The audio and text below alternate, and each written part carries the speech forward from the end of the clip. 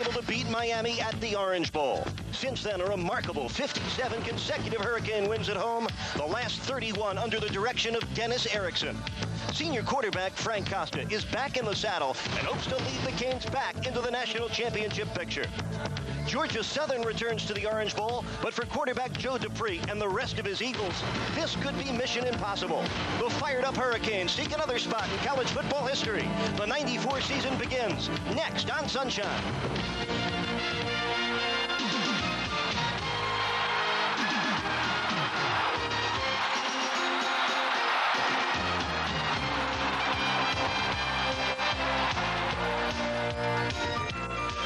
Sunshine Network proudly presents University of Miami Hurricanes football. The start of what promises to be an historic day at Miami's Orange Bowl. The Hurricanes begin the '94 season looking to extend their unbeaten streak at home to a 9th year and an NCAA record 58th straight win. It's the season opener as 6th-ranked Miami takes on the Eagles of Georgia Southern. And hello again, everybody. Nice to be back with you. Eric Reed working again with former Dolphin great Nat Moore. And today the Hurricanes have a chance to do something great. Establish an NCAA record, Nat, that might never be broken. 57 wins in a row at the Orange Bowl. Truly an incredible feat. When you win 57 games in a row at home, it's because you've got three things going for you. You've got great players, great coaching, and tenacious fans that come in and intimidate your opponent. 5 classes have come and gone without a setback here at home. We talk with the Hurricanes head coach, Dennis Erickson, about the streak. Winning 58 in a row is an unbelievable feat, and you got to look back at all the great players that played it in the Orange Bowl since 1985, and to break that record, hopefully against Georgia Southern, will be a milestone that nobody can ever forget. Well, the Hurricanes looking to forget the 9-3 season of a year ago, and they start off fresh today. They go back with quarterback Frank Costa, who had a turbulent season a year ago, lost his starting job after the Florida State loss, won it back in spring practice, and Nat, he gets a second chance to get it right. Young man that showed a lot of character. After losing his job, went back this spring and rededicated himself, worked real hard to correct the mistakes, and has won the starting job today. And for the Hurricanes to be successful this year, he must play well. Dennis Erickson does have an able reliever in his bullpen, and he says he will use Ryan Collins this year. Collins started 7 games a year ago. Newsflash, this is not a quarterback controversy, but this is a young man that Coach Erickson has confidence in. He's got a good arm. He has the ability to get out of the pocket if the blocking breaks down, but more so than anything else, he's the type of second-string quarterback that every program would love to have. And it was the Georgia Southern game last year when Collins came off the bench and electrified the Orange Bowl, going 6 for 8 with 2 touchdown passes. Now, the Hurricane defense should be better this year, and the best player on that unit, Big Bad Warren Sapp. He's a dominator. For my money, the best defensive football player in the country. He's big, strong, fast, and quick, and he goes 125 miles an hour every play. He's the guy that will be the next great defensive tackle in Hurricane history. Well, we saw Georgia Southern last year when they visited the Orange Bowl. Tim Stowers' Eagles should be in the national championship hunt in Division I AA. And they come back with their same quarterback, option-oriented Joe Dupree. But they tell us this man has improved his ability to throw. Yeah, he worked all spring on throwing the football. They know that to get back to the championship game, they've got to be able to throw the football. But the key to the Eagles' offense is his ability to read the option, when to give it to the fullback, when to pull it out and pitch it. Georgia Southern feels they have a big playmaker in number 85, split end Dexter Dawson. They'd like to get his hands on the ball more often. Well, he's a game breaker, and he's the guy that they feel can open up their offense. You know, when you run that option, you start getting 8-man fronts, and you've got to have wide receivers that will make big plays and make the defensive secondary play honest. It is a hot afternoon here at Miami's Orange Bowl. Even hotter down on the field, and that's where the third man on our crew is standing by. Let's go down to Joe Rose. Thank you very much, Eric. You're right about that. It's a very warm day here at the Orange Bowl. I saw something I haven't seen in a long time ago, about 15 minutes ago. Dennis Erickson running around to the crowd with his team, jumping up and down, getting them in the crowd. Talking to him earlier in the week, he said it's important that this team get off to a great and emotional start. First game at the Orange Bowl, and of course, number 58. Coach Stowers on the other side, as we talked to him earlier, he said, Joe, it's a 16-7 game last year, late in the third quarter. We believe we have a chance to win if we can stay close in the fourth quarter, and we know it's going to be a warm one. We've worked hard to overcome that heat that we're going to take on today at the Orange Bowl. That's the story down here. Back up to you, Eric. Thank you, Joe. The temperature is rising. The 94 season about to get underway for Miami and Georgia Southern next.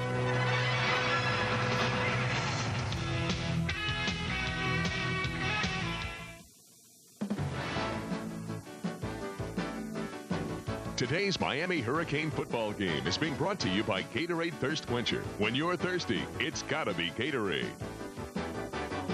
By Coors Light. Reach for Coors Light, the silver bullet, and keep on moving. And by your local Florida Jeep and Eagle dealers.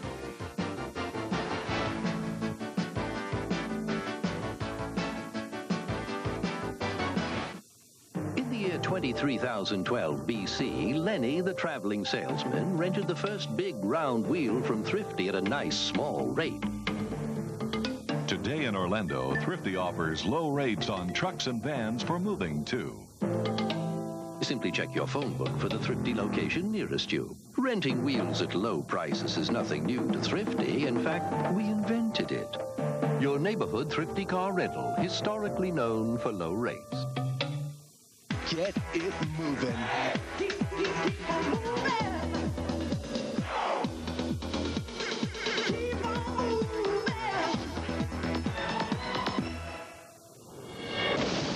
Silver Bullet has the taste to keep it moving. Coors Light. Naturally brewed for a taste that goes down easy. Coors Light. Keep on moving. If you're gonna come out to play, you better not fake it. Kick it! Quench it! Gatorade in the house! Come on! Kick it like that! Kick it! Quench it! Quench it like that! Kick it! Quench it! Quench it with Gatorade. Nothing helps you go longer or stronger. Kick it! Quench it! Kick it! Word up! Quench it! Come on, come on! Kick it like that! Gotta kick it, Gatorade! Quench it like that! Give me some! It's gotta be Gatorade. Kick it!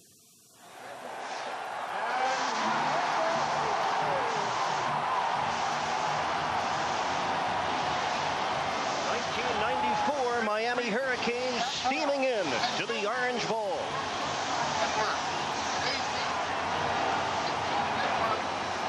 His home field winning streak began October the 12th, 1985, with a 38-0 win over Cincinnati. It continues today, September 3rd, 1994. And a good crowd on hand opening day for 6th-ranked Miami against Division I AA power Georgia Southern. 86 degrees at game time, humidity at 75%. Well, you're looking at Eric Smith. He handles the kickoff chores for Georgia Southern. He's a senior from Athens, Georgia. And he'll be kicking it to a pair of dangerous return men.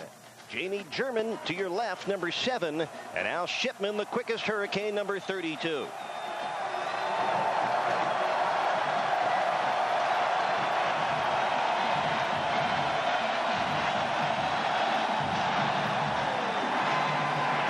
This will be German from the 2-yard line. German with room. There he goes. By Eric Smith. In the Georgia Southern territory and brought down at the 35-yard line. The electrifying sophomore, Jamie German. There's a penalty marker down in Georgia Southern territory at the 44. At a return of 63 yards for Jamie German. Eric, and it will stand. Well, Eric, this is what the Hurricane fans have been waiting for, is to see Jamie German break out of that mole. He was injured quite a bit last year, but there the young man showed you why he was so highly touted coming out of high school. As we look back at the replay, you'll see him as he starts right, reads the blocking real well, and then he cuts back to his left. And, you know, that's what great athletes, you don't coach that. That's just inherited. The ability to find that open area and run with the football. Great run by Jamie German. Canes haven't returned a kickoff for a touchdown since 1980. German almost did it on the first play of the new season. Here's Frank Costa calling signals on 1st and 10 at the Georgia Southern 35. James Stewart breaks a tackle, reaches up to the 31. And that's a pickup of 4 yards for Stewart. Stewart, the junior out of Vero Beach, Florida. There's the senior quarterback from Philadelphia, Frank Costa, making just the 6th start of his Miami career. And he's got a running game he can rely on that. Well, that's where the Hurricanes want to improve this year, being able to run the football. Well, the Hurricanes come out on 2nd and 6. 3 receivers to the right for Costa. Stewart again, first down yardage and more. James Stewart ripping away. Touchdown, Miami. Great run by James Stewart as you see him step through tackles. He must have broke 4 tackles in that run, and that's what the Hurricanes are looking for. They're putting a big play back in their offense. They've got 6 points, and it's been 2 big plays. 64-yard kickoff return to start it by Jamie German, and the 31-yard rumble for James Stewart. Well, the junior from Vero Beach packs 245 pounds, but he can motor. He can run. He's got great speed. He's big and strong. And you got to give the offensive line a lot of credit because he came through there wide open and had plenty of room to run. Dane Pruitt's extra point right there. Well, took Miami just 61 seconds, put their first score on the board. 7-0 Hurricanes.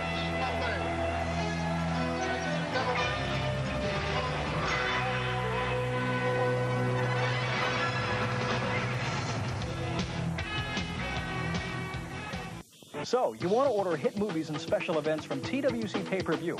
I can help you with that because it's easy. Select the pay-per-view program and turn to that channel.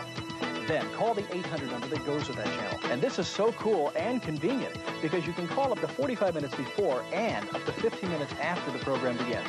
Then just listen for the confirmation message. Your pay-per-view order is now confirmed. And you're in business. It's as easy as 1, 2, 3. Just wait until you see TWC.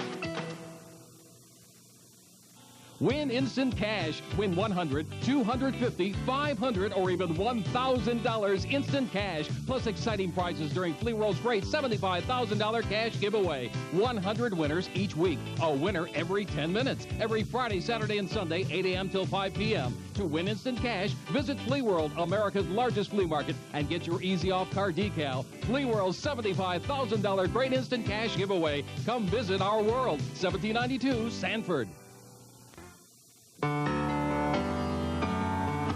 Falling in love again. What am I to do? Introducing the Meaty Meatball Pizza. A whole new reason to fall in love with Pizza Hut. It's a meatball extravaganza loaded with Italian sausage, pepperoni, and 2 layers of cheese. A medium's only $8.99 and a second medium pizza's just $5 more. Try the Meaty Meatball Pizza because when something's this good, you're going to fall head over heels. Love again. Just a minute into the 94 season, we've already seen 2 reasons why Miami could be a better team this year. Special teams play and a running game led by James Stewart, who just went 31 yards for a score. This is just great blocking to point of attack. And then here you see where James Stewart is special. You see him step through 2 tackles, then he breaks a 3rd tackle and gets into the end zone. And this is what the Hurricanes have been looking for, a back that can do a lot on his own. And, you know, they've got to be excited. Coach Greg Smith has got to be happy to see the offensive line coming off the ball this way. James Stewart making his first career start. You might remember he was the backup to Donnell Bennett a year ago. Bennett now a rookie with the NFL's Kansas City Chiefs. This Hurricane team loaded with talented running backs, Nat Moore. Well, he was the backup last year, but he was also still the leading rusher, you know, because Coach Erickson really feels that this kid has a NFL caliber talent, and he just wanted to get him on the field as much as possible this year. Stewart had 5 touchdown runs a year ago, has his first of the season already. Dane Pruitt, the junior from Birmingham, Alabama, set to kick it off. Dexter Dawson and Chris Wright in safety return formation. This takes Wright to the corner, makes the catch at the 3, and stumbles out of bounds at the 8. So Georgia Southern backed up deep in their own territory to start their first drive today. Chris Wright, a senior out of Valdosta, Georgia. He had a big game against Miami last year. And there's Joe Dupre, who did not play well against the Hurricanes a year ago. Now just 1 for 6 throwing for 45 yards, 14 rushes. He lost 18 yards. Well, he completed less than 1/3 of his passes last year, and that's why he worked so hard in the offseason to improve that, because he's got to be able to open up the defense so that they can get that option going. Well, Dupree at quarterback, his second year as the Georgia Southern starter.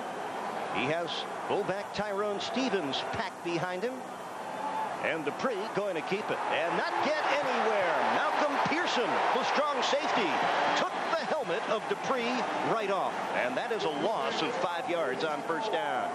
You know, Miami's had so much success against option teams because they've got guys that can run. They're all quick and fast. And when you've got a front four that can create havoc at that offensive line, it makes it easier for linebackers to run and make tackles. Your starting lineups brought to you by Gatorade Thirst Quencher. When you're thirsty, it's got to be Gatorade. Dexter Dawson, the big play threat. And Franklin Stevens, a Kodak All-American, their starting center. Second down, about 15 to go for Georgia Southern. Their first drive, their own 3-yard line. And not much room there for Tyrone Stevens. Orwin Francis, the outside linebacker, with an assist from middle linebacker Ray Lewis. Ray Lewis, a sophomore out of Lakeland, Florida. He emerged last year as a true freshman. He's the starting inside linebacker for Miami this year. Here you see that great defensive play by Ray Lewis as he reads the block and just comes up and fills the hole. And you know, that's why this defense is so good. You know, they've got linebackers that read well and run well. Third down, 13 for Georgia Southern now as you look at the rangy Ray Lewis. Just to the 5-yard line for Marlo Wortham, number 32. Lewis and C.J. Richardson running the tailback out of bounds. Just a pickup of 1. Georgia Southern will punt. It's got to be great to have a defense that you're coaching with a linebacker to run sideline to sideline and make tackles the way Ray Lewis does. And we remember Ray Lewis well. He filled in for Robert Bass a year ago in the Virginia Tech game, came off the bench, made 12 tackles. A week later in his first start at Colorado, came up with 17 stops. This is Eric Smith, the punter. 9 yards deep in his end zone. He will send it to Jamie German waiting at midfield.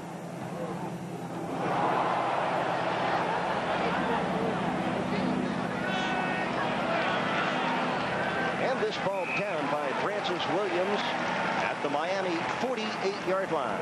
A punt of 46 yards, no return.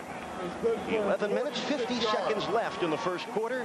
Frank Costa and Miami out in front, 7-0. University of Miami would like to salute today's team. There's Dennis Erickson. He begins his 6th year as the head coach of Miami. Best record among all major college football coaches in the last 5 years.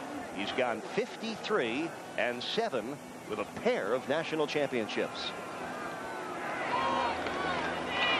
And setback is Stewart. Jonathan Harris, the man in motion. And Stewart ripping in the Georgia Southern territory to the 44-yard line. Brought down by the strong safety, number 27, Eric Thigpen.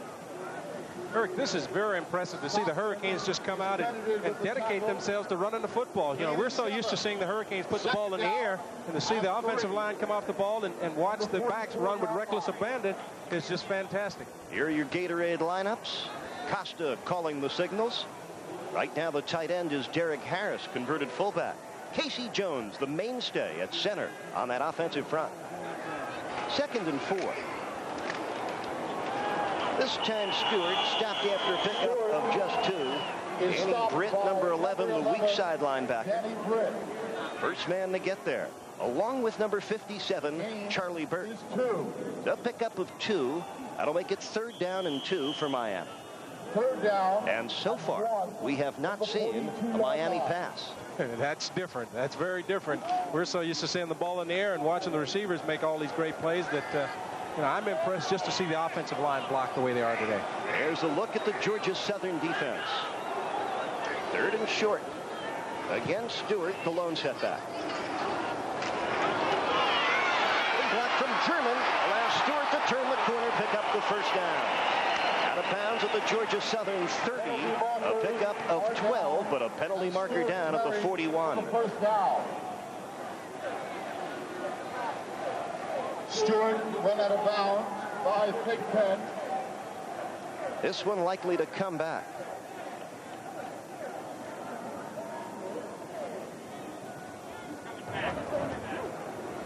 Holding, offense. Repeat second down. That's Tom Thamer, a Big East referee and the crew chief today. Holding call against Miami. So it'll be 3rd down and 11. Let's go back and look at this play here. As you see Stewart going out to the left.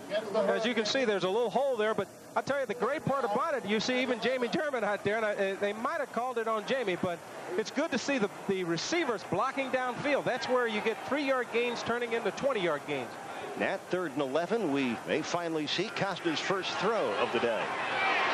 Gets up and fires incomplete. Intended for Derek Harris and broken up on the middle linebacker Paul Carroll. Carroll, the star of the Georgia Southern defense. Well, Eric, even though that ball was incomplete, you saw a little bit more poise by Frank Costa there, where he stepped up, avoided the rush, and didn't just throw the ball up for grabs. I think that's a good decision by Frank Costa, even though they weren't able to complete the pass. Hurricanes scored on their first possession, a 31-yard touchdown gallop by James Stewart. Mike Chrissy will punt it away here on the 2nd possession. Chrissy, a junior from Fort Lauderdale, averaged just under. Oh, terrible snap from center. And over the head of Chrissy, and he will get it away. And averting a disaster as it bounces back and is down at the 44-yard line. A special teams mistake. The snapper, Tremaine Mack, fired it well over the head of Mike Chrissy. Georgia Southern gets a break with 10 minutes to play in the first quarter. The Eagles will take over 1st and 10 at the Miami 44. Well, this is a big break. You've got a young man, first-year snapper, and he just a little snap over the punter's head. But Chrissy does a good job of going back, picking up the ball, and still getting the kickoff to lessen the loss. Dupree to throw. Incomplete. Intended for the split end Alphonso Harris, and covered well by Chad Wilson.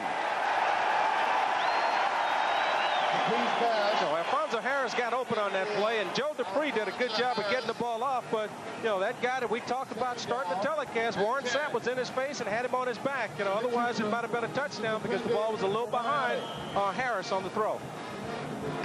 Joe Dupree last year completed just 32% of his throws, 6 touchdowns, 5 interceptions. Tim Stowers says we must improve our short passing game. Dupree flips it back on the option of Chris Wright, and this guy has some giddy up and go to him. He gets out of bounds at the Miami 36-yard line. That's a pickup of nearly 8, but a penalty marker down over on that right sideline. And this one against Georgia Southern. But Chris Wright, who had a good game last year in Miami, shows you some speed to turn the corner. Well, he's the speed guy. He's the guy that has the 4-5 speed, and they want to get him outside with his hands in the football, but they've got to be able to make that Hurricane defense stay at home so they can get him outside. Here's the likable Tim Stowers in his 5th year as the coach of the Eagles of Georgia Southern. He's a 1980 graduate of Auburn, and like Dennis Erickson, won a national championship in his first year as a head coach with Georgia Southern. Very likable guy. He's got all the sayings. He's a lot of fun to be around. And you know, I look at the young kids that play for him. It must be a joy because the guy's just such a likable individual.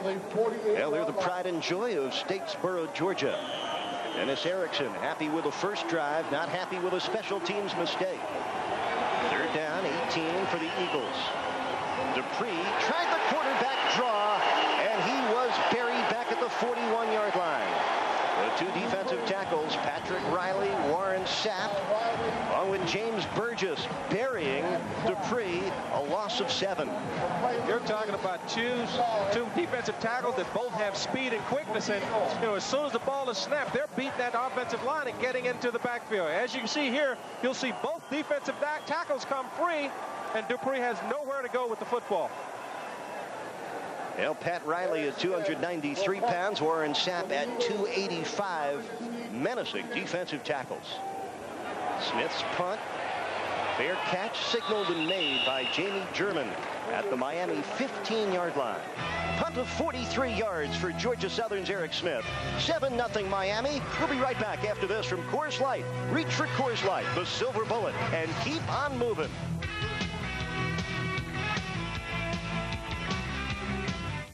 The land of Lincoln is the setting for the State Farm Rail Classic, where last year Helen Thompson took the trophy in sudden death for her first career victory. Can history repeat itself?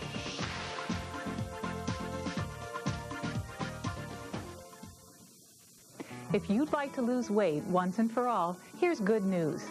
I'm Ann Fletcher. As a professional nutritionist, I've studied hundreds of people who have lost weight and kept it off for 5, 10, 20 years and more. Their inspirational, real-life stories are all in my new book, Thin for Life. Learn the 10 keys to mastering your own weight, the hard-earned secrets of people who are living proof that you can lose weight for good. Thin for Life can help you stay thin permanently without pills or potions, without becoming an exercise fanatic or giving up good, satisfying food.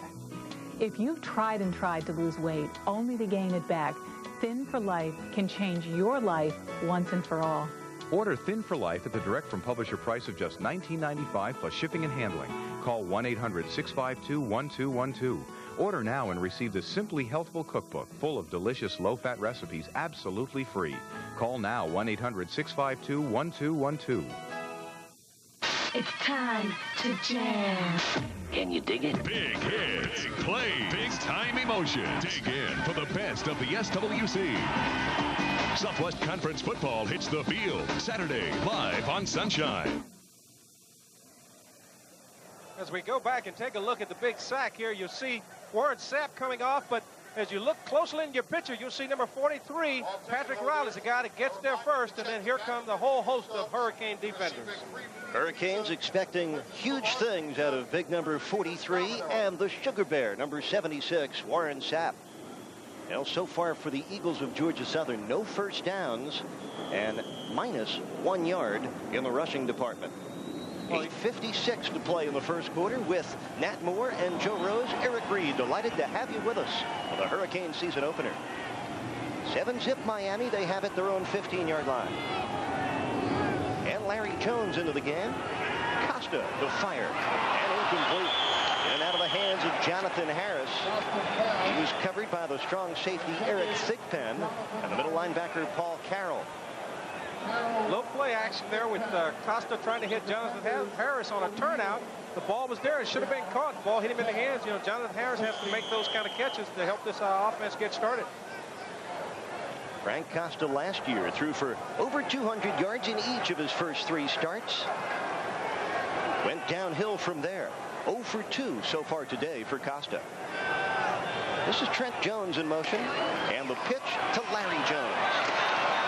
It up to the 20-yard line. A gain of 4 for the 5th-year senior out of Gainesville. Gains 4 yards. That'll bring up a 3rd down and 6 for the Hurricanes. Tony Gator checking into the game. Here you see number 22, a sprinter out of Miami's Killian High School, off his junior college stint at San Bernardino, and they expect some big plays out of number 22. Young man with a lot of quickness and the ability to get the football in the end zone in a hurry. German flank to the left.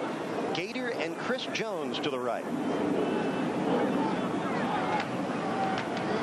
Frank Costa with time, fires it incomplete, intended for Tony Gator. And so far the coverage has been solid for Georgia Southern.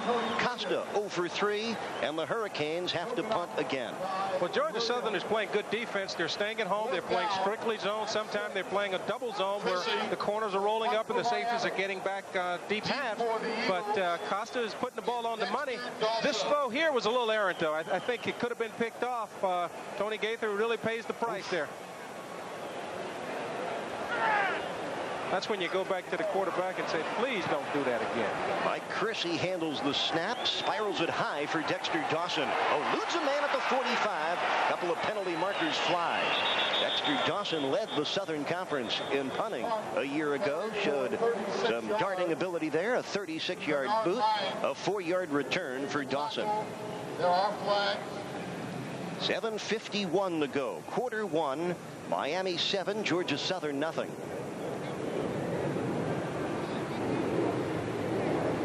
Another infraction on the Eagles. I think we got a little push in the back. Here you see Tremaine Mack going down, and he's pushed in the back by number 31.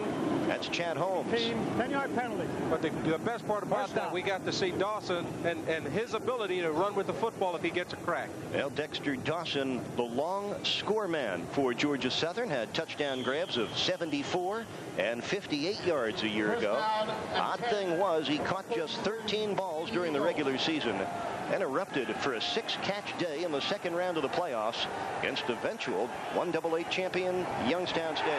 Ray Lewis ripping through the offensive line and roping down Joe Dupree back at the 25-yard line. A loss of 8. Hard to stop Raymond Lewis. Good call by the defensive coordinator. He had Ray Lewis coming on a blitz, and he just happened to hit the hole right as the ball was snapped, and the quarterback Dupree never saw him coming. Ray Lewis making his 4th career start. That's perfect timing on a blitz. As you see, Dupree never sees him. He wants to reverse his field, and Ray Lewis is in his face coming up with the sack. 2nd and 17. Dupree Keats gets to the line of scrimmage, no more, and it looked to be a motion penalty on Georgia Southern. Dupree was stopped by Kenny Holmes. Kenny Holmes, number 90, the right side defensive end, and it's an offsides call against the Hurricanes.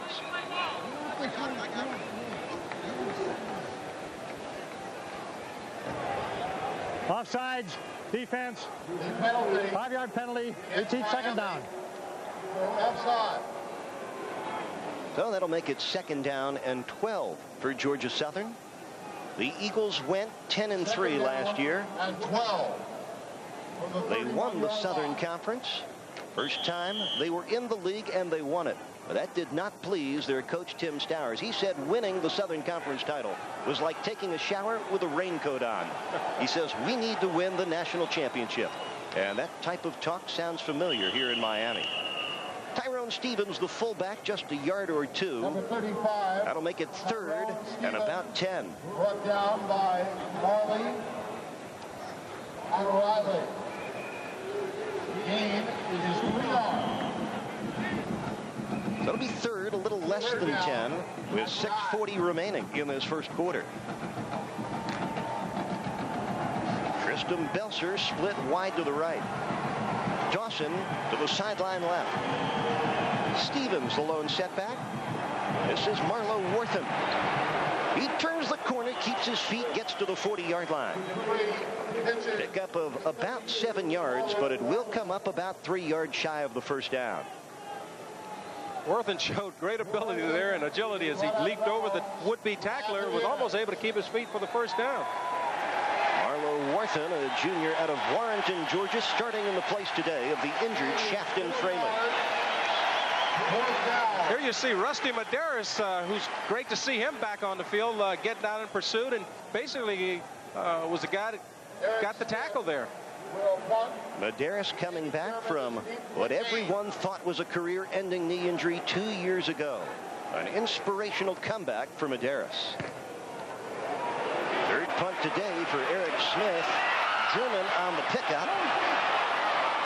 And he gets it up to the 25, maybe the 26-yard line.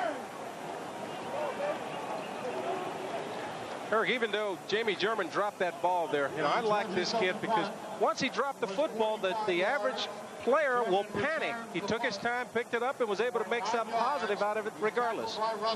45-yard punt, 5-yard return. Jamie German. Nobody saw the true Jamie German a year ago, the injury-plagued freshman campaign. But the young man from Fort Myers, Florida, about to emerge. 64-yard kickoff return to start the game. Larry Jones, still the fullback. Jones sliding up to the 30-yard line. Larry Jones is your runner. Getting a hand in there was the defensive tackle, Brian Sellers. Davis and Sellers. That's pickup of 5 yards. A little draw action by the Hurricanes. They're noted for throwing the football, and Coach Erickson said going into the season he wanted to run the football, and to have the draw as a part of that run package is good. 2nd and 5 for Frank Costa. Still searching for his first completion. This is Jones. Keeps his feet. Larry Jones. And finally brought down by Matt Thornton with an assist from Scott Davis. at the 34. That's pickup of 4. It'll make it 3rd down and 2. Actually 3rd and just 1 for Miami. Here you see Larry Jones as he's getting hit. But the thing that he does, he keeps his feet, puts his hand down, and keeps his balance and picks up an extra 2 yards. And that's what you look for in good backs. Bounced off the strong safety. We take a good shot there. That's a good shot on him, but his awareness, put his hands down and keep his feet moving, picks up an extra 2 yards. 3rd down, a yard to go for Miami. James Stewart, he turns the corner, gets close to the 1st down. He's got the 1st down. I'm going to go out on a limb this time and say he has it, Eric. Eric Thigpen and Rob Stockton, the safeties, coming up hard to pin Stewart for a short gain. And it is a 1st down. So Nat Moore, 1 for 1. That was easy. I'll tell you, when you see the ball in James Stewart's hand, you know that there's not going to be one guy that's going to bring him down, especially when he only needs a yard. Well, James Stewart's world, it's hit or be hit. He can run around you, but he just as well run right over you. On 1st down, Tony Gator, the man in motion. Costa, wide open. Chris Jones. Check it, that's Taj Johnson, who lost his footing, or he would have been in for the touchdown. That was just a great throw and catch by both Frank Costa and Taj Johnson. It was just too bad the kid was not able to keep his feet, but let's give it credit to Frank because he put the ball on the money. First catch in the career of Taj Johnson, the redshirt freshman from Ardmore, Oklahoma. He could have had 6. Instead, he settles for a 46-yard reception. Well, they expect a lot of big plays out of this kid because he's tall, rangy, and he has great speed. And as you can see, Frank does a good job of stepping up, throwing the football. Fingertip catch by Johnson there. And he starts to run. He just loses his balance. Costa's throw was right on the money. Stewart turns the corner, rumbles inside the 10, close to the 9-yard line. Pickup of over 7 yards for Stewart, who is already over 50 yards rushing in this 1st quarter. You know, if we could take a look back at that play, you're starting to see James in his awareness of running the football now. He's just not running out there. He's setting up his blocks. He's bouncing in and then setting up the block and getting back outside, picking up extra yardage. Here's another angle of the throw to Taj Johnson. As you can see, he does a good job of catching the ball in his hands, and just as he starts to stride out, he loses his balance and falls. 2nd, a short 2 for Miami, knocking at the Georgia Southern door.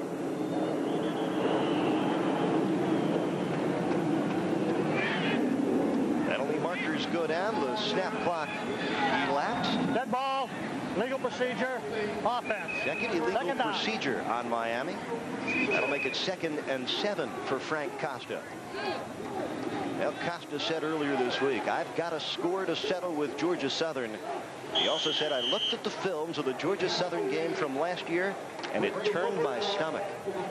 It was a rough game for him last year, but as we look at the penalties, and I'll get back to that, Miami has a tendency of stopping themselves with penalties, and they can't afford to do that against good football teams. Jonathan Harris, the man in motion. Costa going to keep it.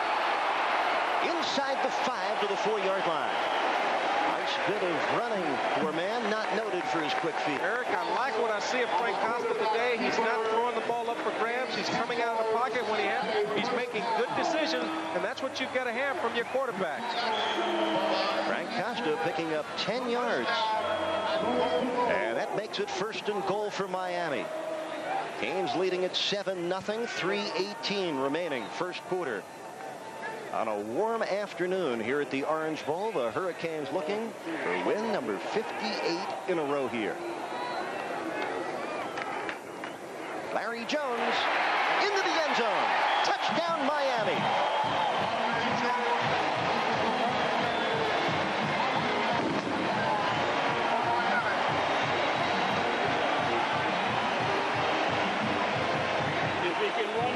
Here in the 1st quarter, 2 rushing touchdowns for the Hurricanes. Stewart going 31 yards, and Larry Jones taking it over from 5. Just a good job of blocking by that offensive line. Let's give Casey Jones and Alan Simonette a big pat on the back for that play, because they opened up the hole and Jones was able to cut it back behind their blocks.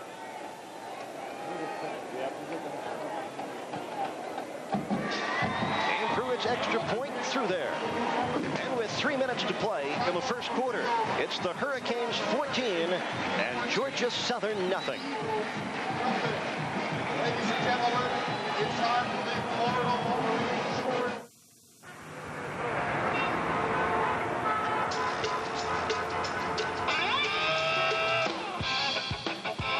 This quality time was made possible by GMAC. With financing and leasing that can be arranged for your new GM vehicle fast, right at the dealership. Because GMAC believes you should be out enjoying your new car instead of waiting for it to be financed. GMAC, the expressway home. At the Discovery Channel, we go to extraordinary lengths to tell extraordinary stories. So if we see it, you see it. The Discovery Channel. Explore your world. When tracking college football, keep your eye on the Hurricanes. The experts agree. Thompson newspapers say they're loaded with talent. Street and Smiths calls them a title contender. Miami should reassert its superiority this year. Point, big room, 30, 20, gets a block. Touchdown, Miami! Georgia Southern and Miami, Sunday morning at 10:30 on Sunshine. They get paid good money just to horse around. So get the inside track on the latest results in racing. The Calder Race Report, 6:30 p.m. Thursday through Monday on Sunshine. 2 first-quarter touchdowns for 6th-ranked Miami. That last drive covering 74 yards. 46 of them, the completion from Costa to Taj Johnson. Let's go downstairs to Joe Rose. Thank you, Eric. First of all, let's just say this. In the offseason, it was important for University of Miami to pick up more speed at the wide receiver position. They've done that. Reason being, they felt last year they became too many possession type of receivers, situations. They want to get the long ball back in. It looks like early we've gotten it, along with a running game that they've established here early today. Back up to you guys. Thanks, Joe. Joe Rose, former Miami Dolphin, flirted with a comeback this year. You're kidding. That's right. So was he. Now the Hurricanes have looked sharp here in the first quarter. 2 long touchdown drives and a defense that has kept Georgia Southern from picking up a single first down. Now this team, Dennis Erickson says, is the closest group I've had since I came to Miami. I think that the adversity of last year, losing 3 games, a 29-0 embarrassment in the Fiesta Bowl, Arizona, the adversity doing good things for this year's team. Well, I think it's helping tremendously, but you know, anytime you go 9-3 and people consider that a disaster, you know, that's hard to believe. But if you've been around this Hurricane program, you expect better. And you know, they had to take a lot of heat this offseason, and they've worked hard in the spring to get ready for the season. If we see the benefit of that today. And even Dennis Erickson said it. This is a big game. It's our first chance to erase the disappointment of a season ago. Chris Wright watches it bounce, picks it up on the sideline. And Wright advances to the 17-yard line. That's where the Eagles will take it with 2:56 to play in the first period. It's returned by Chris Wright. Hurricane defense with Pat Riley and Warren Sapp at the tackles. Kenny Holmes and the comeback man, Rusty Medeiros, your defensive ends. Here's another look at that pass to Taj Johnson. Just a perfect throw. Taj Johnson does a good job of catching the football, but just as he starts to stride out, he loses his footing and falls. I think Taj will get some ribbing when the Hurricanes look back at the film. That could be a lateral pass. Marlo Wortham picking it up back at the 8-yard line. That pass thrown behind the line of scrimmage. That's a very dangerous pass, and the receiver did a good job of getting on the football because, you know, the Hurricanes recovered. It's first down Hurricane. Loss of 9. Hurricanes changing one of their outside linebackers, Twan Russell, number 45, into the game. Earl Little in at a safety spot. Dennis Scott and Chad Wilson, the corners. Rohan Martley also in as an outside linebacker.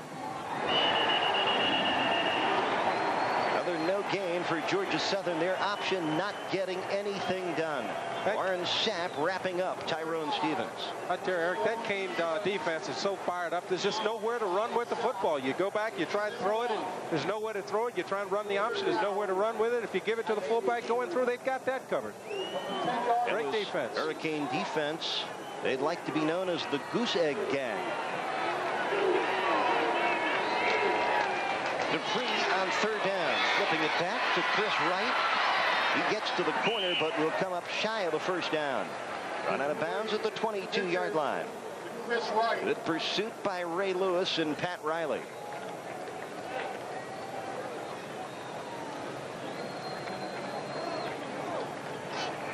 And that will bring up the fourth punting situation today for Eric Smith of Georgia Southern. 12-yard gain, but not good enough. They needed 18. A rough first quarter for Joe Dupree. It's got to be tough trying to pick up 18 yards running the option sideline to sideline when you're going against the speed of the Hurricanes.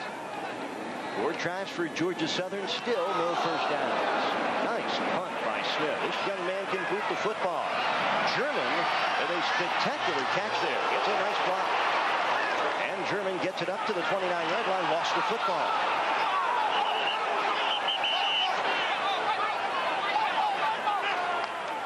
Georgia Southern has it. A 54-yard punt.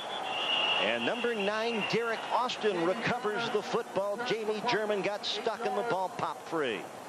I'm surprised that the ball wasn't blown dead. His forward progress was stopped, and the hit came in after he was stopped. You know, here we see a replay of him catching the ball. Does a good job of catching the ball over his shoulder. He gets the blocks coming back, and here, you know, his progress is stopped. He stood up, and he's actually down when they snatched the ball out. You know, it's just a bad call by the official.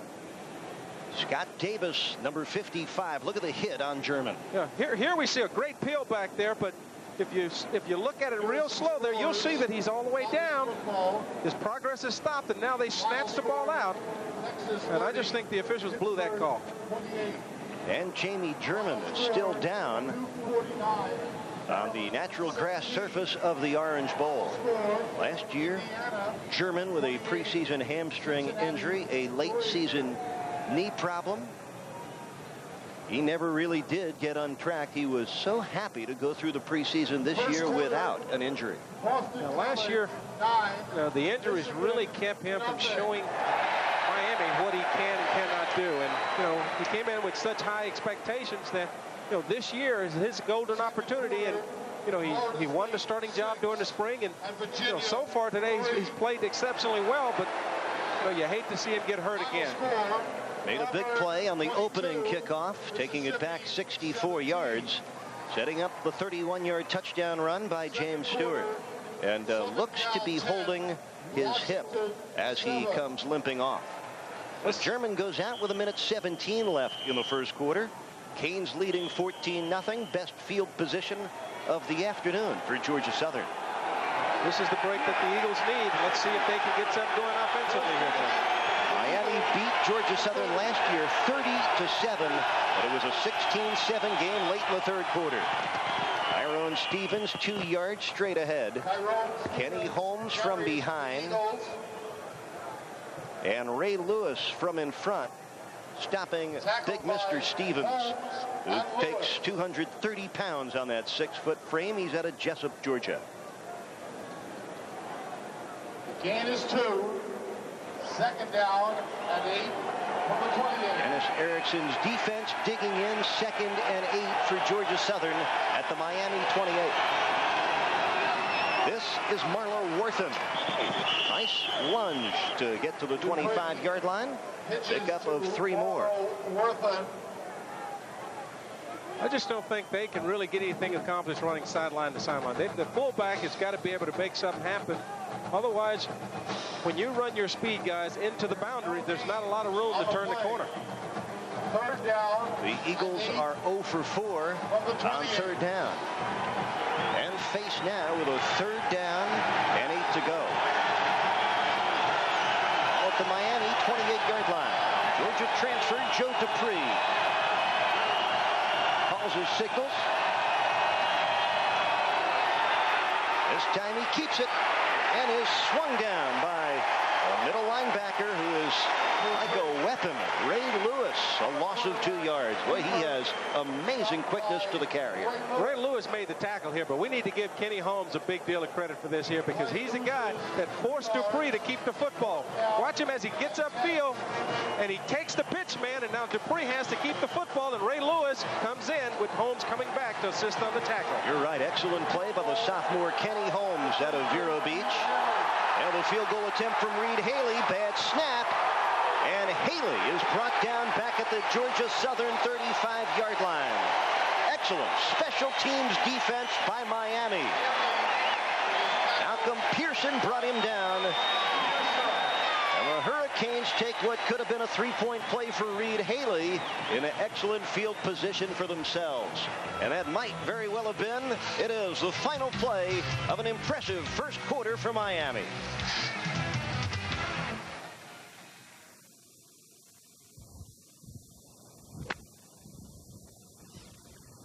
If you're like most women golfers I meet, you want to improve your golf game. There's no better, faster, more economical way than reading Golf for Women magazine and watching our free Back to Basics video. This free video will help you cut stroke after stroke off your short game.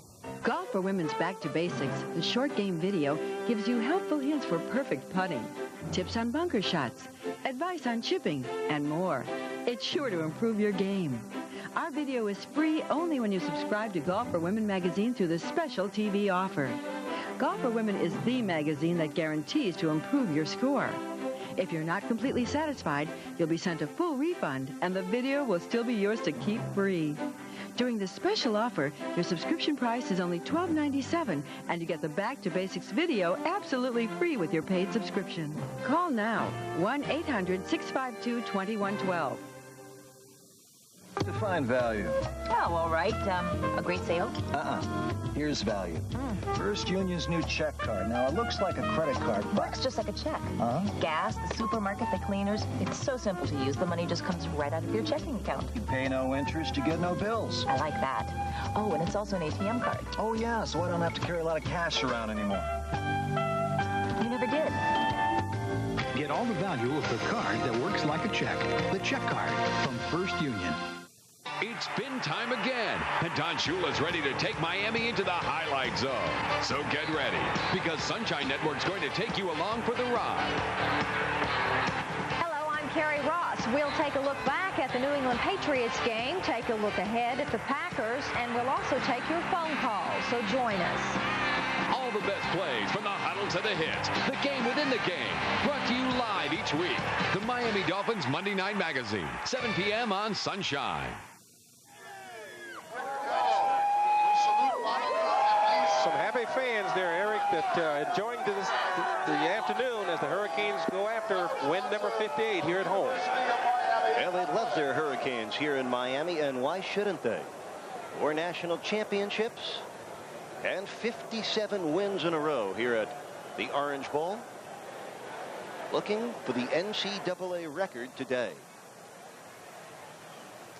Don't forget the Dennis Erickson Show here on Sunshine Network, Sundays at 10 in the morning. Ladies and gentlemen, ECA presents the Dennis Erickson Show this season on WPLG Channel 10. Well, through one period of play, Miami has gained 128 yards of offense. Georgia Southern, negative 31. That's just that great, tenacious defense of the Hurricanes. This looked like the Hurricane defense of old, where they were coming after people. Last year they had a lull. They weren't able to stop the run. People were able to run the football on them. But this year, they're fired up and they're coming after Georgia Southern, and there's just no way Georgia Southern can execute that option play. Key for Miami in the first quarter, their rushing attack. 82 yards on the ground for Miami. And let's go downstairs to Joe Rose. That last punt return, Eric, had the wind knocked out of him. He'll be back in the game. The big thing they're talking about right now down here, though, has been the swarming defense that everybody has seen. Warren Stapp and Riley really lead a charge that's been unbelievable to this point. Back up to you guys. All right, thanks, Joe. Glad to hear that number 7, sleek Mr. Jamie German, is okay. First play of the second quarter. Costa and the Hurricanes go to work at the Georgia Southern 34.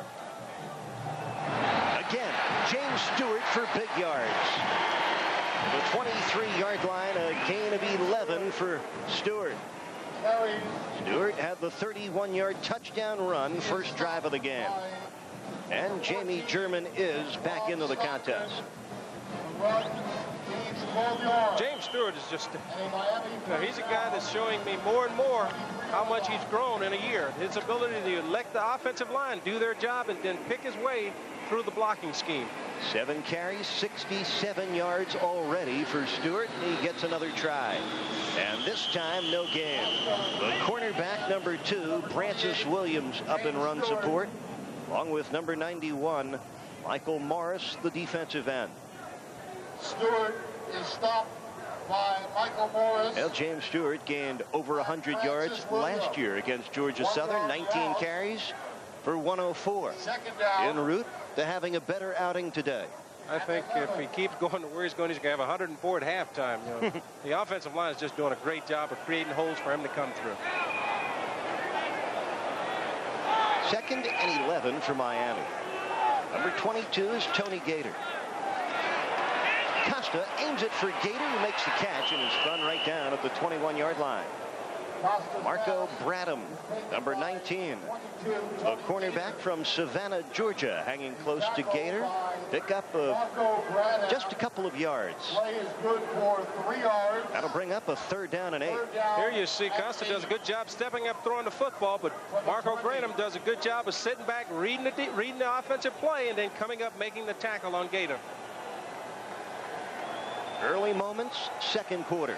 Hurricanes in front, 14-0.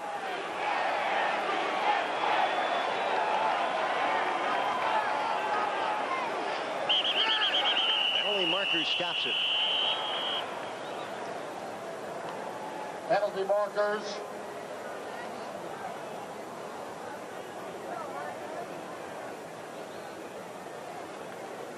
Another one on Miami. The penalty is against the Hurricanes. Watching the Hurricanes in early fall practice, Eric, they were Dead ball, illegal procedure, offense lining up in the neutral zone, offense. They were having a lot of problems getting off the ball, getting off on the snap count earlier during the year. And this first game, they're going to have some problems, but this is the time to work out those kinks so that when they go into the next ball game, they're ready, that they're not making the same mistakes. Next ball game for Dennis Erickson takes him west to Arizona State next Saturday. Hurricanes 0 for 3 on 3rd down. This is a tough one, 3rd and 13. 5 receivers on the pattern for Costa. That one through the hands of Jonathan Harris at the 15-yard line. So the Hurricanes fail on 4 3rd down tries here in the first half. This will bring up a field goal try for Dane Pruitt, who connected on 10 of 14 3-point attempts a year ago. Here you see Costa does a good job of setting up and throwing the football. And true enough, he's a little disappointed because that's another ball that Jonathan Harris should have caught. But, he can't show that kind of expression. He's got to go over there and tell Jonathan, it's okay. You're going to get the next one. You got to keep confidence in each other. 42-yard attempt. Barely had the legs, but was wide to the right. Dane Pruitt's kick does not connect, and we stay at Miami 14 and Georgia Southern nothing with 12:47 left here in the second period. Supermarkets in South Florida. This year's campaign began September the 1st and will run through October the 13th. Proceeds from Football Fever, specially marked items, are donated to the UM Athletic Scholarship. Yeah, great to have college football back here for you on Sunshine Network. Here's a look at your first quarter numbers. Negative 31 total yards for Georgia Southern. All you need to know about this one.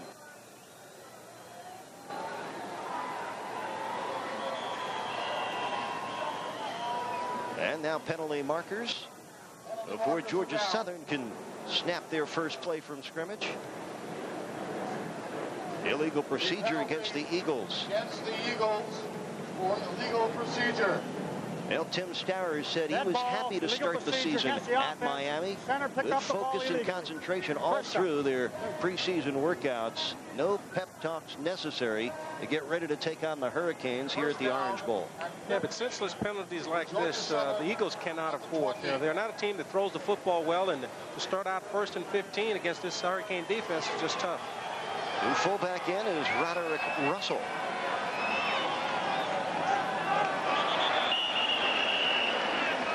And not much doing up the middle.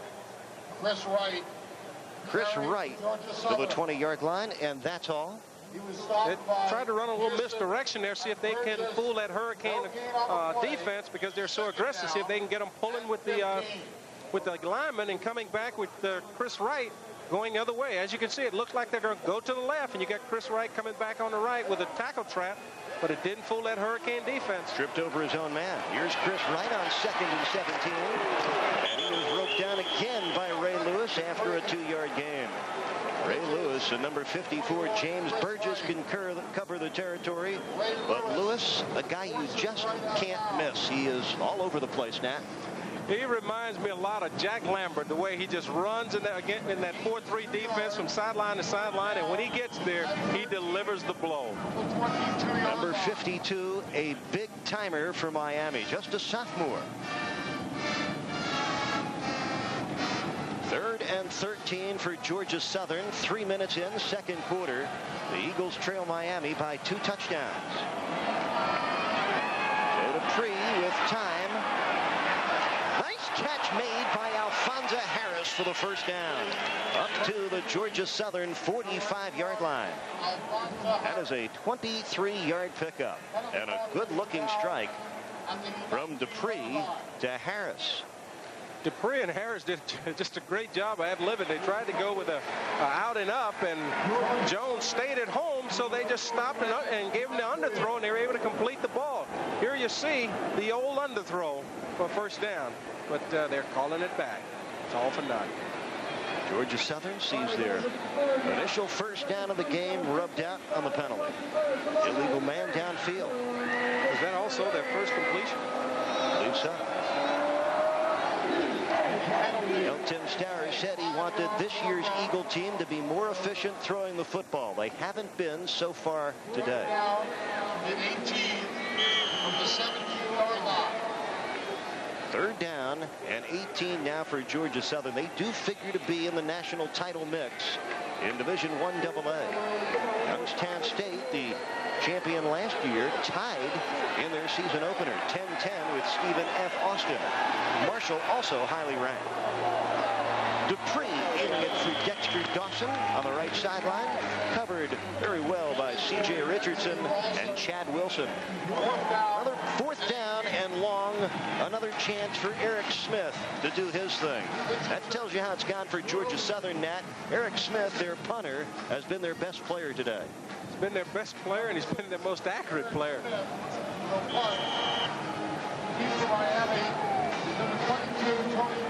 Tony Gator back to return this punt. You see the numbers for Smith. 47 yards of boot. The only markers down as this ball rolls inside the 45.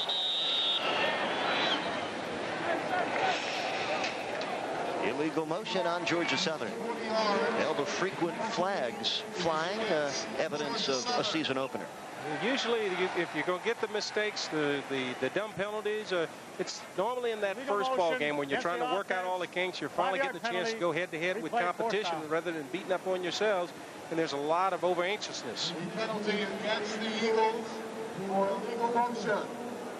If we go back and hopefully we got this in the replay, you'll see number 29, he starts, he falls down. He's trying to stop himself so that he's not offside, but the officials caught him.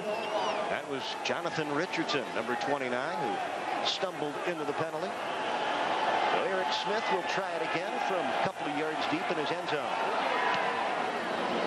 Tony Gator settling under the spiral on the run, couldn't handle it. Georgia Southern saying they have the free football. And they do.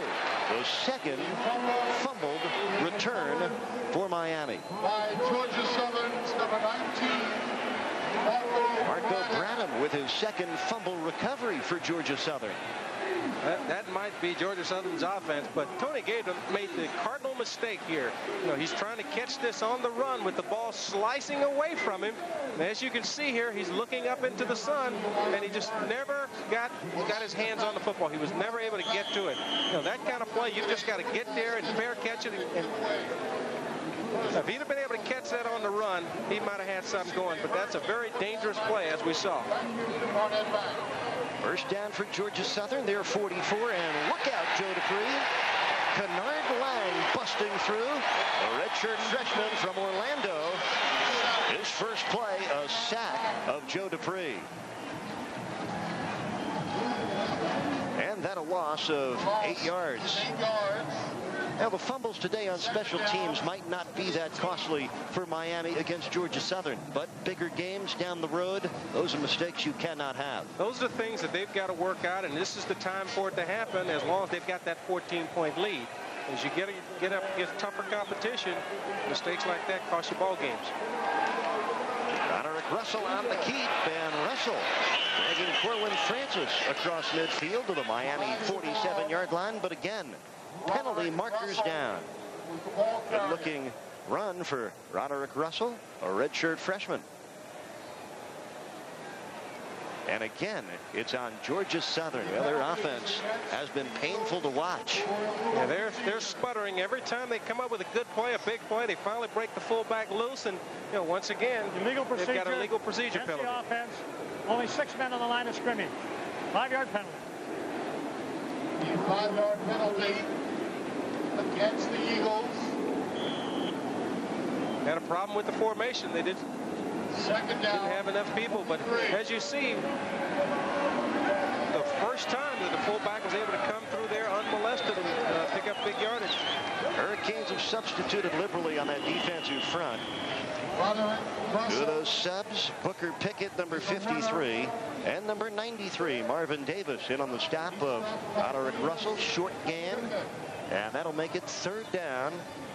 And about 20 yards to go for the first down. You just saw a trait of a good coaching job. You see Coach Starr and him come back with the same play, but the Hurricanes would have none of that. Joe Dupree and Georgia Southern still looking for their first down of the game. Under 9:40 left, second quarter, 14-0 Miami. Joe Dupree on the keep to the 44-yard line. Gain of nearly 10, but it will come up 10 yards shy of a Georgia Southern first down. Rohan Marley, a Butkus Award candidate as a linebacker, in on the stop of Dupree. How about that? Marley is a Butkus Award candidate and not even a starter. That just goes to show you how much talent they have on this Hurricane football team. That Marley's been relegated to second team, being he wasn't able to practice during the spring, and you know, he's finding it tough getting his job back from James Burgess. Linebacker might be the deepest spot on the football team. Smith has had a good day. He gets a nice roll. The Miami 10, where it's settled down and is stopped by Jonathan Richardson. A 46-yard punt, 8:44 left in the first half.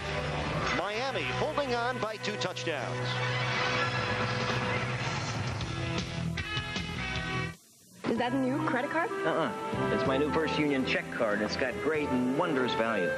What's it do? It's magic. It's like a check. It pays for our lunch, takes the money right out of my checking account. Ooh, clever card. And buy some gas, some groceries. It's even an ATM card. I can use it to get money here or anywhere else in the world 24 hours a day. Let's go.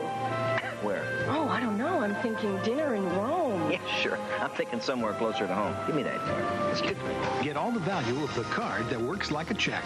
The check card from First Union. Skull Caps, the hot new sports headwear with attitude from Sportskin. Skull Caps, funky fashions for the court, the streets, beaches, or the slopes. Skull Caps are made from top-grade soft leather and washable cotton supply. And check this, Skull Caps come with polycarbonate UV-coated sunglasses, easily adaptable to day or night wear. The built-in sweatband is removable for washing, and skull caps are adjustable, so one size fits all. It's a fresh new attitude for watching, playing games. Skull caps. Get them directly from the source for just $29.95. Constructed of high-grade leather and washable cotton. Hey, I know you'll be looking and feeling good with skull caps. Order now. Yeah, that's it. Call the number on your screen now. Do it. Operators are there. I'm out of here. Call me. A warm but pretty day here in South Florida. Miami, our location, the Orange Bowl more specifically, where the Hurricanes are zeroing in on an NCAA record 58th win in a row. And as the sun shines here in Miami, Florida, so does the Hurricane defense. They have held Georgia Southern to negative 24 yards of offense. Now the Canes take it over 1st and 10 at their own 10. Frank Costa with all the time he needs to send it to Chris Jones, but incomplete. And the rushing game has been more positive for Miami than their air attack so far in the first half. And it's also helped the air attack. As you can see, every time Costa goes back, he's got plenty of time to throw the football because the defense have to play the run first. This is going to help this offense tremendously throughout the year. Costa threw a perfect strike to Taj Johnson for 46 yards earlier. But the 2 touchdowns, both on running plays. 31 yards by James Stewart, a 5-yard run for Larry Jones. Jones in the game now on 2nd and 10. And here he comes. Larry Jones turns the corner, has the first down and more. And out of bounds by Marco Bradham at the 27-yard line. A collection of 17 for Larry Jones. Another big back that has great speed that can go through the middle, but he also has the ability that he can turn the corner. And once again, you see those back getting outside, receivers blocking and giving them the opportunity to get outside and try and go for the big one. You saw Jones' numbers from a year ago. He has 14 career touchdowns. Right. Here's just a basic, simple draw, but because the receiver's out front blocking, he's able to pick up an additional 5 or 6 yards. James Stewart back in the game. Jones sits down. Short drop for Costa, and Chris Jones drops the football. Well, that plagued the Miami receiving corps a year ago, and it has not been a stellar first half for the pass catchers. They've let several go through their mitts. Yeah, they've put the ball on the ground quite a few times that should have been caught. Here's one that was a little bit behind Chris, but Chris should have came down with this football. You know, Jonathan Harris has dropped a couple that's been right in his hand, so you know it's not all Costa's fault, but they've got to come together as a unit. It takes both guys doing their job, helping each other out. Here you see Costa getting the ball out, but it's just a little bit behind him. But that's a ball that should have been caught by Chris Jones. 2nd and 10. Taj Johnson, Trent Jones, and Jamie German all in the game as receivers. But Costa calls timeout. 8:01 left in the first half. Still 14-0 Miami.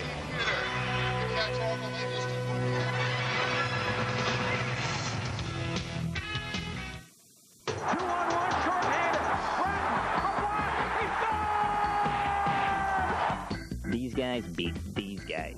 Relive the upset as the Lightning smash the Rangers. Friday at 9 on Sunshine. Was Chavez lucky? Should Taylor be champion? Trinidad's never lost. Neither is Campos. What about Leja? Can he beat Ruelas? And how about Koji? Is he ready for Randall?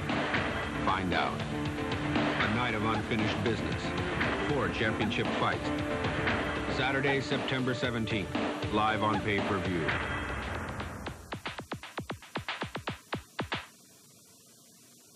Win instant cash. Win $100, $250, $500, or even $1,000 instant cash. Plus exciting prizes during Flea World's great $75,000 cash giveaway. 100 winners each week. A winner every 10 minutes. Every Friday, Saturday, and Sunday, 8 a.m. till 5 p.m. To win instant cash, visit Flea World, America's largest flea market, and get your easy off car decal. Flea World's $75,000 great instant cash giveaway. Come visit our world. 1792 Sanford.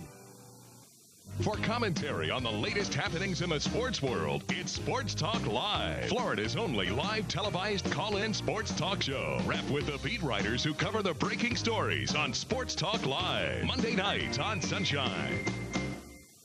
Proud Hurricane supporter. With Joe Rose, Nat Moore, and our Sunshine Network crew, Eric Reed welcoming you back to the Orange Bowl. Today, the Hurricanes looking to break the record set by Alabama with their 58th straight win at home.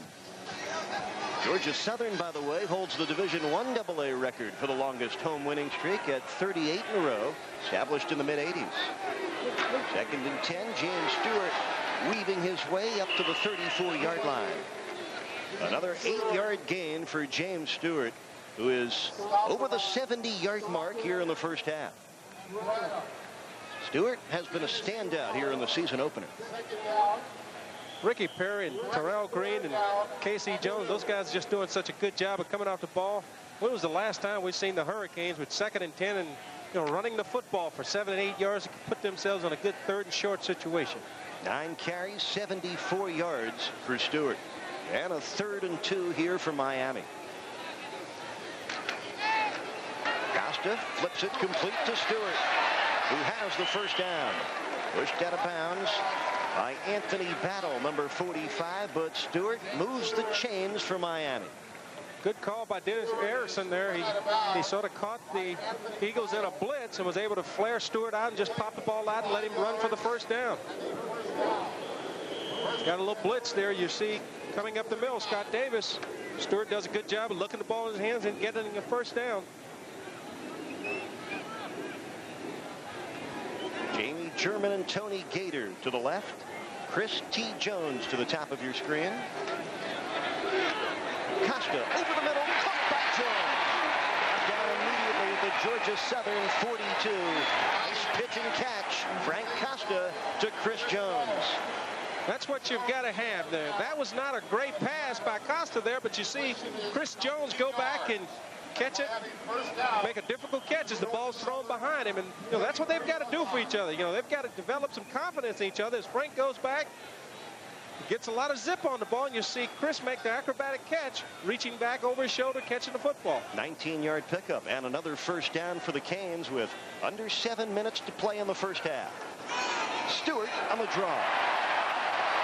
James Stewart rumbling through the Georgia Southern defense. Gain of 12 down to the 30-yard line. He just goes and goes, and then he says, well, there's got to be somebody I can just run over. And then he finds a couple guys and runs right over. Here we go again. A little draw action. Goes back, and here he's him just picking his way. And at this point, he says, well, I guess I'll run over a couple guys, Eric. He will thump you. 245 pounds with speed. Whiplash on the Georgia Southern defense. 10 carries, 86 yards for Stewart, who goes again. On first down, he cuts inside to the 24-yard line. So add 6 more yards to Stewart's total and give him 92 yards in 11 first-half carries.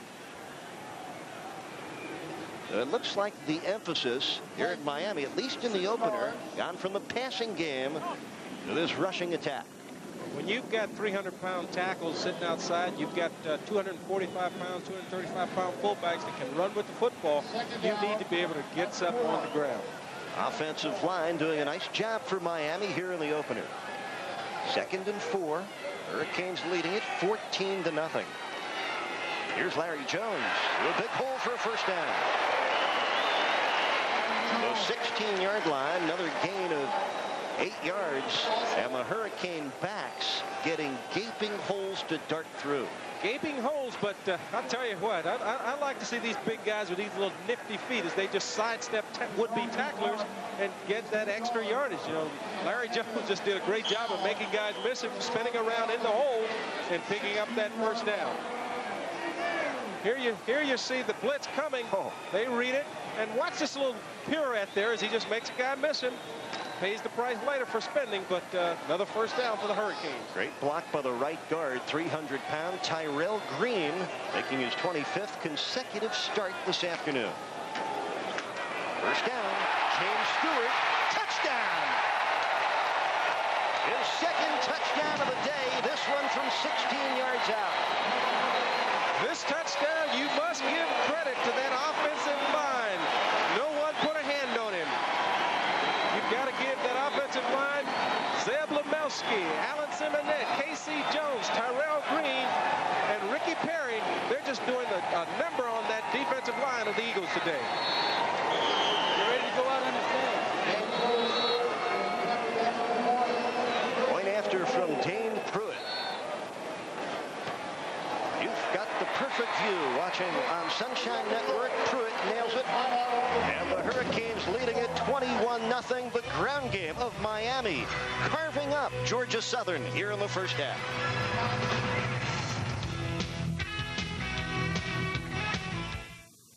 Skullcaps, the hot new sports headwear with attitude from Sportskin.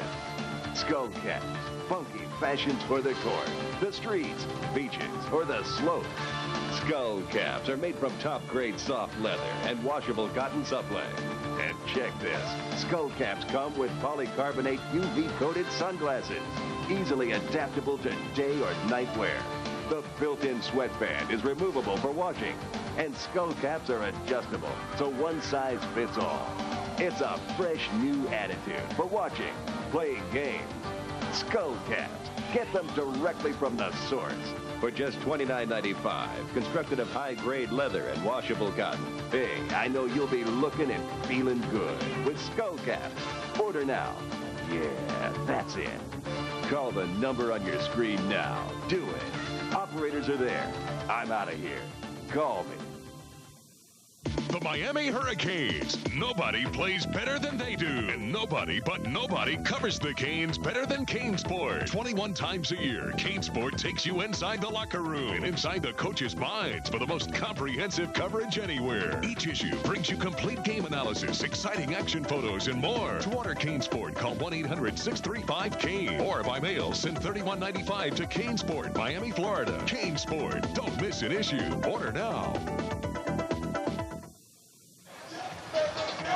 They're enjoying the afternoon so far at the Orange Bowl. Why shouldn't they? Hurricanes closing in on their 58th win in a row here at Miami.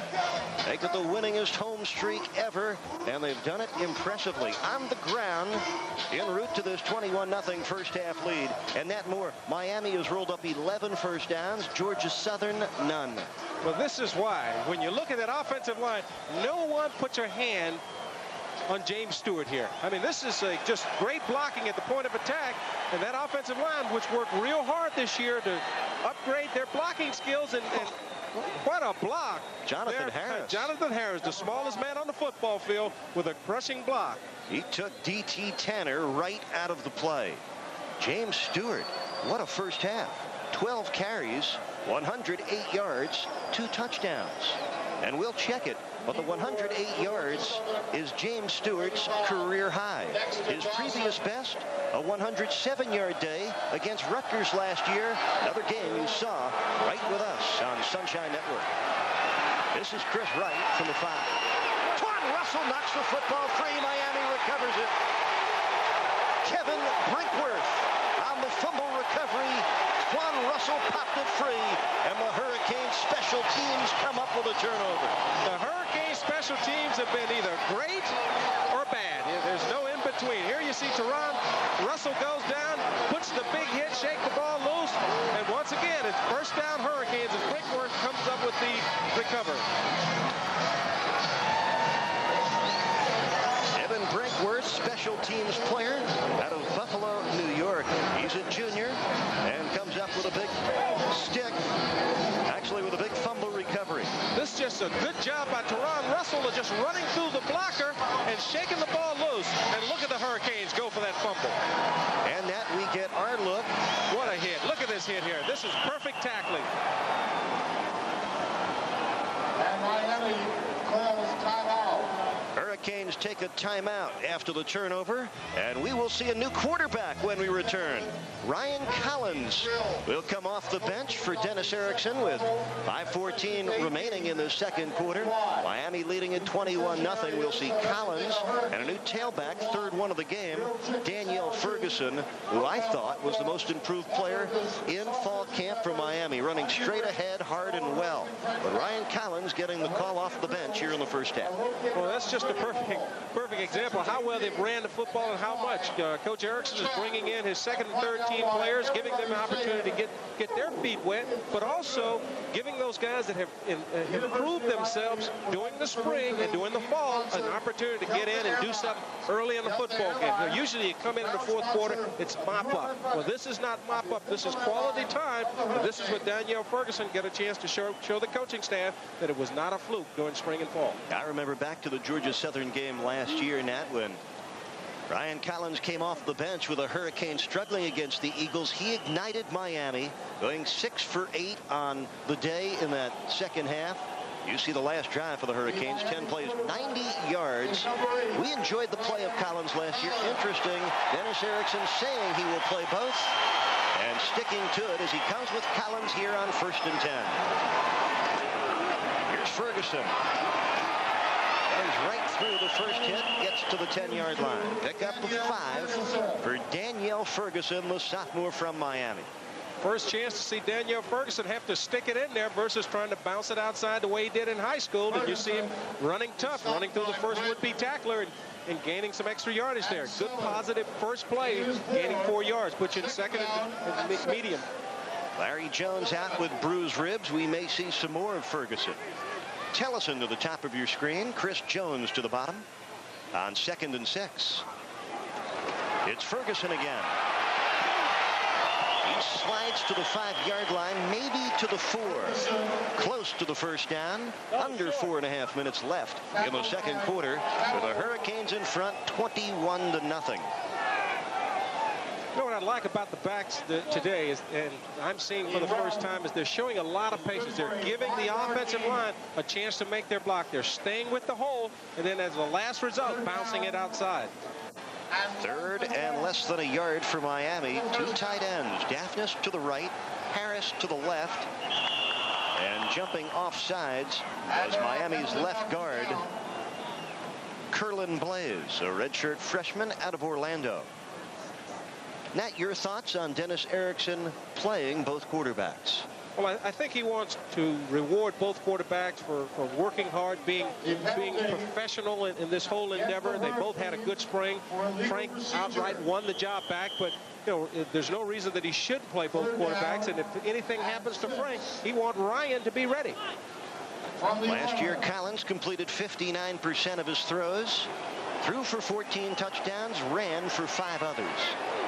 3rd and 6 for the Hurricanes here at the Georgia Southern 11. Touchdown! Ryan Collins to Chris Jones.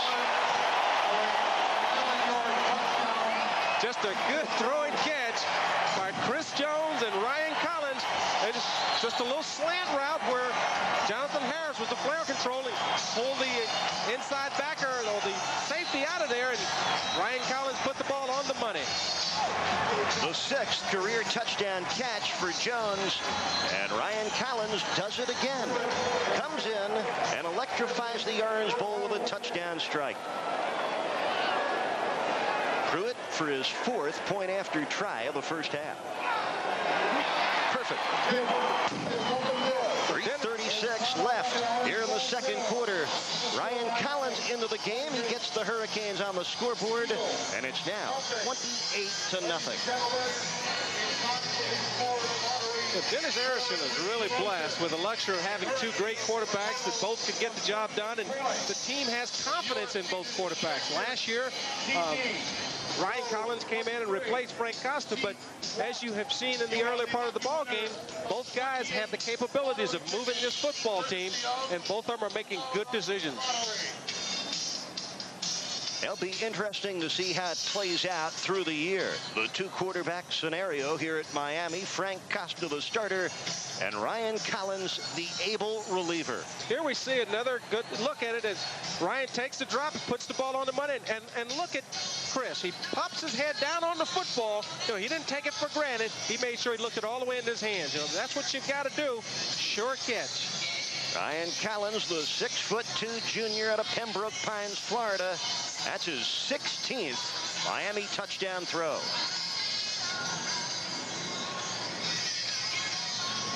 That's a great 1-2 punch to have with Costa and then having Ryan Collins come off the bench. So, you know, they're going to be extremely strong and deep this year.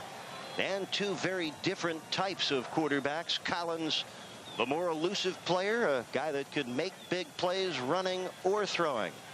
And Frank Costa, more of the prototype drop-back thrower Miami fans have grown used to. Well, last year they really needed a Ryan Collins, a guy that could do something on his own, because they weren't able to run the football effectively, and they were having a lot of breakdowns in the blocking scheme. But this year they're running the ball, and they're giving Frank a lot more time. So, you know, it's a situation where the normal drop-back quarterback is an asset. Pruitt's kick coming down to Dexter Dawson at the 3. And Dawson derailed at the 18-yard line. Juan Russell got down low around the shoe tops of Dexter Dawson, a 16-yard return. 3.5 minutes to play in what has to be a long first half for Joe Dupree and the Georgia Southern offense, still looking for their first down of this game. And, you know, the question is, at what point do the Georgia Southern offense abandon their normal option play? Because they've got to throw the football if they're expected to get back in this ball game. First team defensive line back in for Miami. And Dupree has his man, Alfonso Harris, for the first down up at the 31-yard line. Carlos Jones and Earl Little on the coverage. But Alfonso Harris, the sophomore, making just his second career start. He had 2 catches all of last year and 2 catches today. Well, in an offense that run the option a lot, you don't get many catches. And you know, it's good to see them able to throw the football and, you know, just basically get something going. And they pick up their initial first down of the day. Dupree, in a heap of trouble, had to throw it short to Dexter Dawson. Warren Sapp and Kenny Holmes blasting Dupree just as he threw the football. Warren Sapp just did an excellent job of just running through the block, and he's in the backfield. Dupree never has a chance to set up. He's coming out, and there's just so much pressure from Sapp and Holmes that, you know, he's just trying to get rid of the football to avoid the long loss. Warren Sapp in the preseason was so dominant. They had to take him out of the inter-squad scrimmages for the offense to get anything done. He's a disruptor. I really feel that he is the best defensive lineman in college football today. 2nd and 10. This is Marlo Worthen on the pitch back. Nice burst for Worthen up to the 42-yard line, and that should be good enough for a first down for Georgia Southern. Earl Little, the safety from North Miami Beach, on the stop. Little going to be a good one. He suffered a knee injury and arthroscopic surgery in the preseason, but he'll be the starter before long here at Miami at the free safety spot. Yeah, he's young, but he's one of the favorites to eventually come in and win a starting job. You know, Georgia Southern was finally able to turn the corner. They've been trying to run the option, and you know, that happened simply because the linebacker, outside linebacker, Rohan Marley, slipped and fell. On 1st and 10, Dupree goes down. Corwin Francis with the sack back at the 35-yard line. Loss of 7. The 5th-year senior out of LaPorte, Texas, Corwin Francis.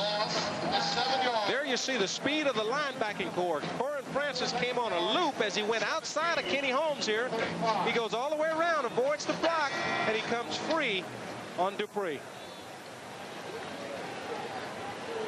Here's another look. You know, Dupree getting to know Corwin Francis up close and personal. He's the steady veteran of that Hurricane linebacking group. There's Rusty Medeiros along with Warren Sapp on the pull down of Roderick Russell.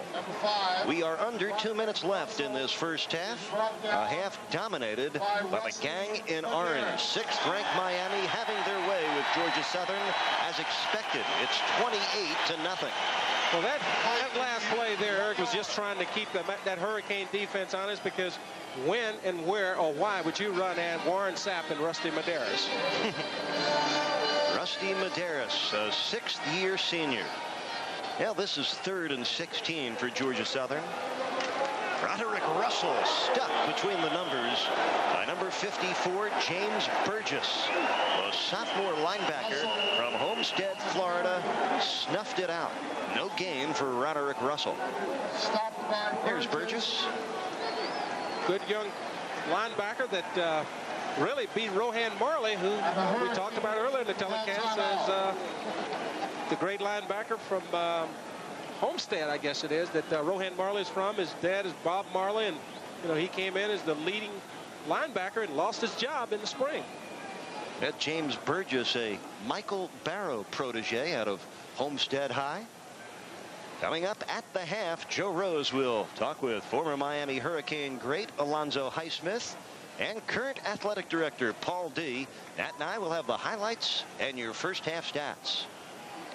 Talking about Alonzo Highsmith, who Joe will be interviewing at halftime. You tell me, one of the guys that were very important in that Hurricane National Championship. You tell me, one of the great backs in Hurricane history. Alonzo Highsmith was one of the best backs that I've ever seen play here in the Orange Bowl. And that's saying a lot, because I've seen a lot of great, starting with Mercury Morris. I'm not talking just college, I'm talking about pros as well. Well, you had some great days with the Miami Dolphins here at the Orange Bowl. Dolphins opening up this weekend with the rest of the National Football League. At the break here, your thoughts on what may be ahead this year for your old team, the Miami Dolphins? Well, I think getting Dan Marino back, anytime you can get Dan Marino back and healthy, he hurt his Achilles, but there's nothing wrong with his arm. Matter of fact, I think having the year off last year made it a little stronger. They're stumbling around, getting to know each other all over again, but I look for them to, get back into the playoffs and challenge for the Super Bowl.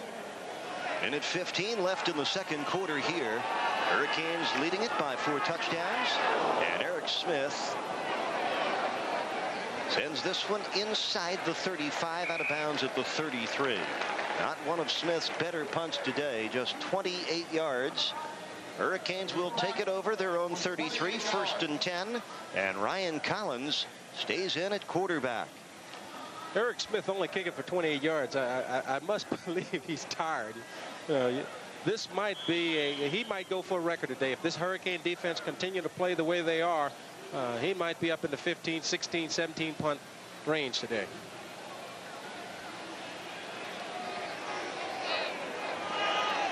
Ryan Collins out of the shotgun. And that one is caught by Chris Jones at the 38-yard line. Pickup of 5, and the Hurricanes in their hurry-up offense. 53 seconds and counting left in the second quarter. 2nd down and 5.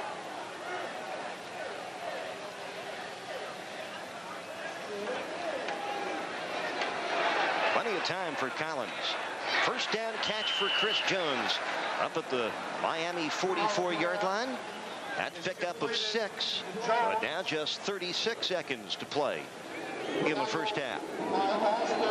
I'm more impressed every time I see Collins with how much patience he has in the pocket. There, the Georgia Southern defense sitting back playing zone. Everybody's covered. He waited until one of his receivers came open and then found him. We've always enjoyed, his feel for the game. Ryan Collins throwing it incomplete to stop the clock with 33 seconds left.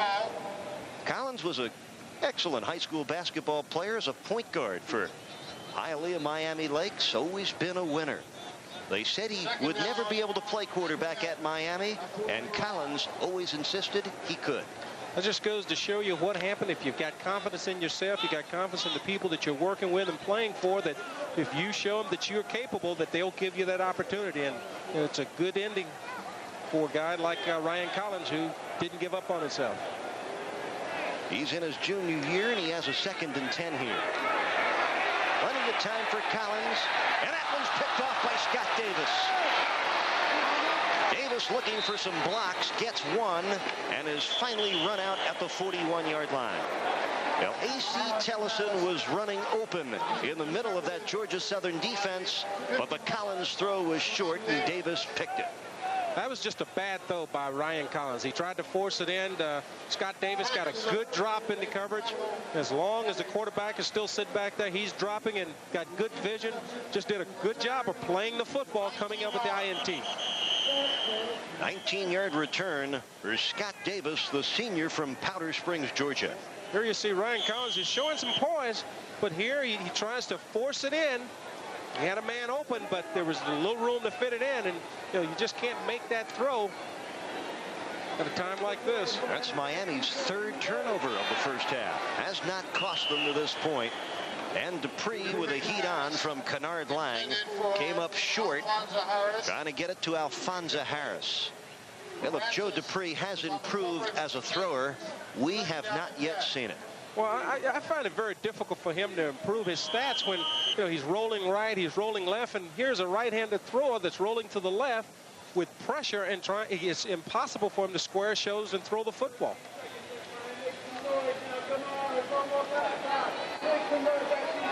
That's the time left in the first half. Joe Dupree again in trouble and again goes down. And number 96 now, Kennard Lang, plays a fierce pass rusher, and he's made a couple of plays already today. You look at Kenny Holmes, you look at Rusty Medeiros, and then here you get Lang that comes off the bench that, you can't get outside of it because he's got great speed. He plays off the blocker real well and, applies pressure to the quarterback. What are you going to do if you're Joe Dupree? Your running game's not going. You've got nowhere to set and throw the football. This is going to be a long day. Well, Georgia Southern will be looking forward to getting back to the regular portion of their schedule next week at home against West Georgia. And then on September 17th, a huge game for these Eagles. They'll go against Marshall, a Southern Conference opponent, and a team ranked number 2, just one spot ahead of Georgia Southern. So 2 big weeks coming up for the Eagles after today. And that's why a game like this is so important, because you come in, you're getting drilled by a better football team. But if you hang in there knowing that all you want to do is get better, it's going to help you when you go up against people in your same conference. Nat Dennis Erickson made a couple of points during the week. He said, one, we want to play well and set a tone on opening day, but we also want to improve. He said last year we did not get better as the season advanced. Well, I think that's the key in college football. Each week you want to get better, because at the end of the year, for you to win it all, you've got to be playing the best football in the country. 28-0 Miami, 6 seconds left here in the first half. And Dupree will try again. And again, in a big heap of trouble. Incomplete and a roughing the passer, perhaps. Penalty markers are down. Kenny Holmes. That's an intentional grounding on Joe Dupree. And that will end the first half. Now the Hurricane defense, very impressive through our first half. Miami to the halftime dressing room, leading 28-0. 2 touchdown runs by James Stewart, 31 yards and 16 yards. A 5-yard Larry Jones touchdown and an 11-yard hookup between Ryan Collins and Chris Jones. Not a bad first half for Miami now. Yeah, Miami came out and played well defensively. Offensively, they were able to run the football. Special teams, they made some big plays, but they had a lot of mistakes on special teams, and they can't afford to do that against good football teams. They're much better than Georgia Southern, so they could get away with it today, and that's why they're leading 28-0 at half. The University of Miami would like to thank Delta Airlines. Nothing. And a look at your halftime numbers brought to you by Gatorade Thirst Quencher. When you're thirsty, it's got to be Gatorade. Look at the defensive numbers. 11 yards in the negative category for Georgia Southern. Miami's racked up 265 yards of offense. The 3 turnovers, bit of a problem for the Hurricanes. But they have owned the first half, 14 first downs to 2. Checking the individual numbers, James Stewart, 12 carries, 108 yards. Larry Jones, 41 yards in 6 carries. Frank Costa went 4 for 10 for 73 yards. Collins was 3 for 5, 23 yards. He threw 1 touchdown and was intercepted once. With Joe Rose, Nat Moore, and our Sunshine crew, Eric Reed welcoming you back as we ready for the second half kickoff. Dane Pruitt will kick it to either Chris Wright or Dexter Dawson. And number 85, Dexter Dawson. Into the shadows of the end zone.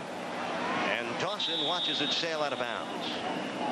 The kickoff is out of bounds.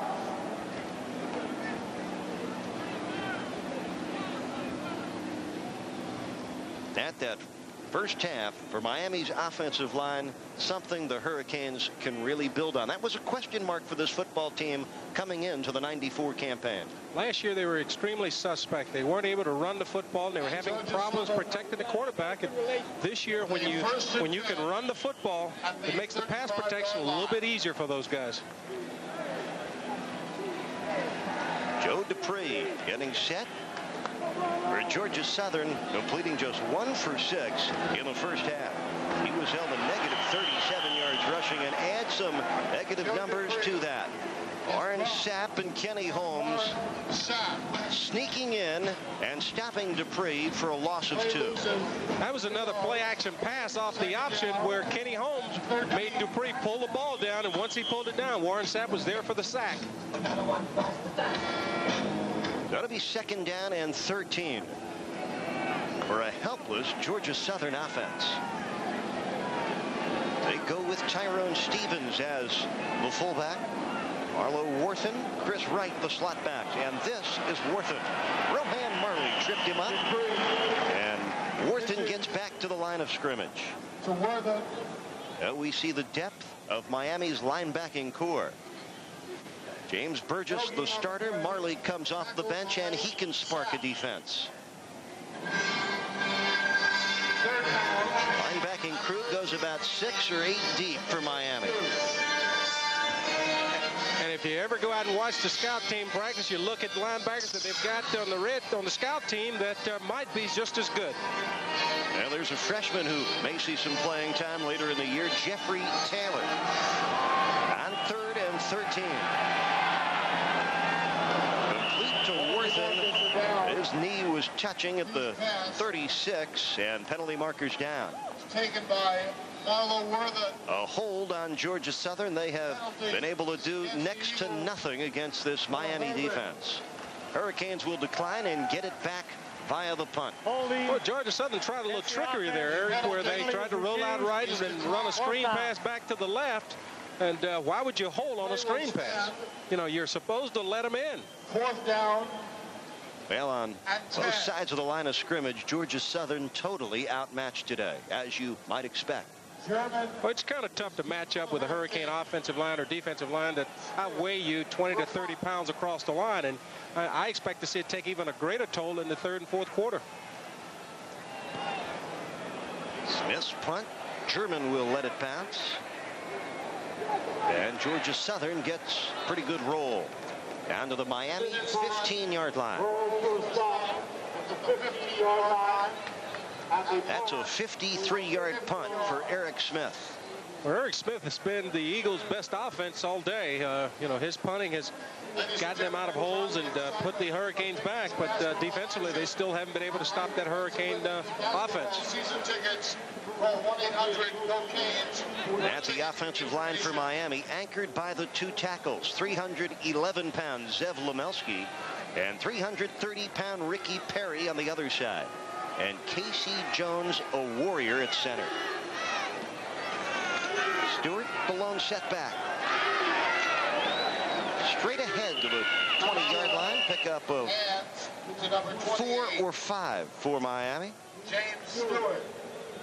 James Stewart is coming through the middle, and Casey Jones is just doing a good job of clearing his guy out of there, because every time he comes through there, no one puts a hand on him until he's 5 or 6 yards downfield. James Stewart had just 2 100-yard rushing days last year against Georgia Southern and against Rutgers. I think the century mark for Mr. Stewart is going to come on a more regular basis this year. 2nd and 6. Jamie German has the catch and the first down. Lunging over the 25 to the 27-yard line. First catch today for Jamie German. German is stopped by Davis. Good little turnout, you know, something to help develop Frank's confidence here. And he hits Jamie German, and what Jamie does, just a little 6-yard route. He goes down, turns around, catches the ball in his hands. Good job of catching the ball in his hands. Locates the defender, makes one miss, and dives for the first down. Scott Davis on the stop after Francis Williams let German roll by. James Stewart. That man is hard to bring down. In the Georgia Southern territory at the 49-yard line. 23 more yards for Stewart. James Stewart reminds me of a guy that I had the pleasure of playing with that wore number 39. And once he's in the secondary, he just runs over people. Here you see once again, linebackers, no chance. Defensive backs, no chance. I mean, even there, he's still running away. If he doesn't lose control of the football, he might have picked up another 10 yards. James Stewart in the Larry Zonka mold. From the Miami 49-yard line, first down. Costa for his tight end, Saeed Tucker, sliding in at the 28-yard line. Tucker coming off knee surgery, picking up 22 yards down the middle. There, Frank Costa showed you the touch that he was lacking last year. You know, he tried to gun everything in. There, he lobbed the ball over Michael LaPlante's arm to get it in to Syl Tucker for the first down. Good throw and catch. Tucker, a junior out of Oklahoma City. He's a good one. Hurricanes have out first down Georgia Southern today, 16-2.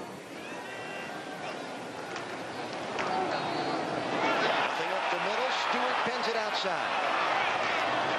And is brought down at the 23. 5-yard gain for James Stewart. Down by Williams and Thomas. Francis Williams, Edward Thomas bringing down Stewart.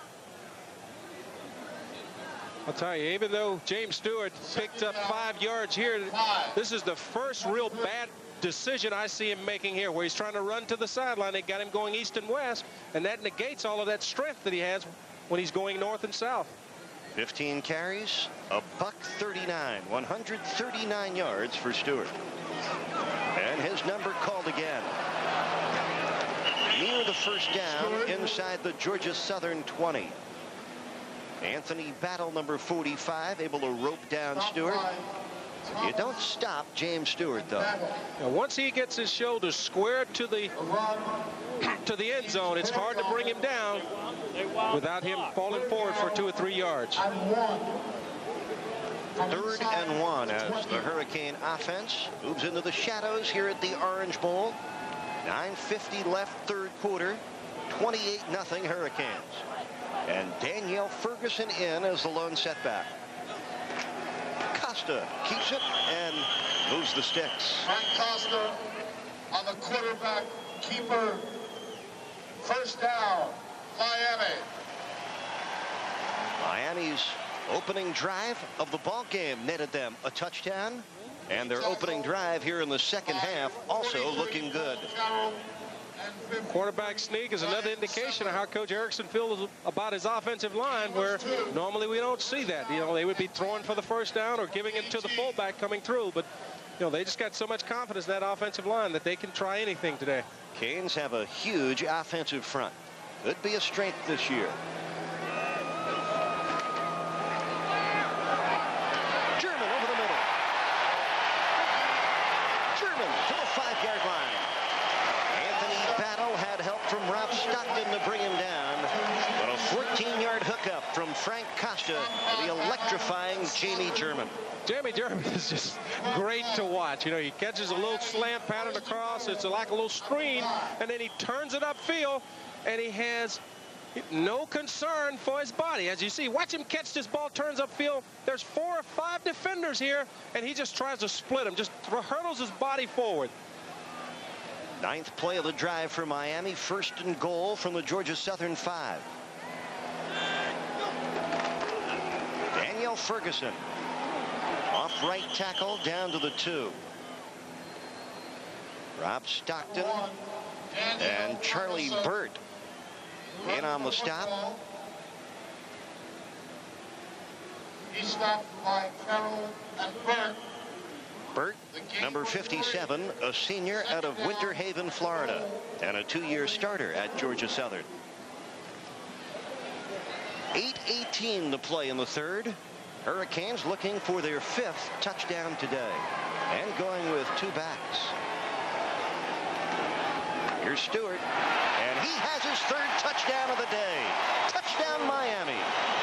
James Stewart is just a load to handle when he comes through there. He's low, he's got his feet pumping, and there's just no way to bring him down without him falling forward, crossing the goal line.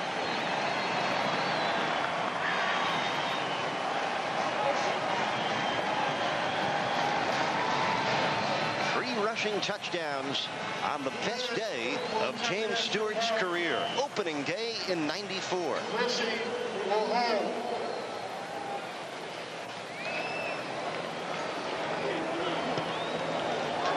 Dane Pruitt's boot is good, and with 8:05 left in the 3rd, it's Miami 35, Georgia Southern nothing. We'll be right back after this from Coors Light. Reach for Coors Light, the silver bullet, and keep on moving. This could be your arm. This could be your back. This could be your stomach. This could be your thigh. These could be your shoulders. This could be your body. This could be the way. The Soloflex Muscle Machine, just $39 a month. Call now for a free brochure. This could be your arm. This could be your chest. These could be your shoulders. This could be your thigh. This could be your stomach. This could be your back. This could be your body. This could be the way. The Soloflex Muscle Machine, just $39 a month. Call now for a free brochure. Get it moving. Keep on moving. Oh, yeah. Come on. Sing it, sing it. Yeah. And the silver bullet has the taste to keep it moving. Come on, come on. Coors Light. Oh, yeah. Naturally brewed for a taste that goes down easy. Sing it, sing it. Coors Light. Keep on moving. Here we see James Stewart coming over the middle as you see Tyrell Green and Casey Jones clearing their guys out of there for their 3-yard touchdown run. What a day for James Stewart. There's another angle at it as you see James Stewart coming through. Alan Simonet, Tyrell Green, Casey Jones, all doing their job of clearing that middle. You see the drive, 10 carries, 84 yards. And the numbers on James Stewart, well, a Miami running back could only dream about those numbers in the recent past. 17 carries, 145 yards, 3 touchdowns. Best day of the career for junior James Stewart. And more to come in the career of James Stewart. Again, it's Dawson and Wright. Dawson settles under it at the 7. Running Dexter Dawson shy of the 20-yard line.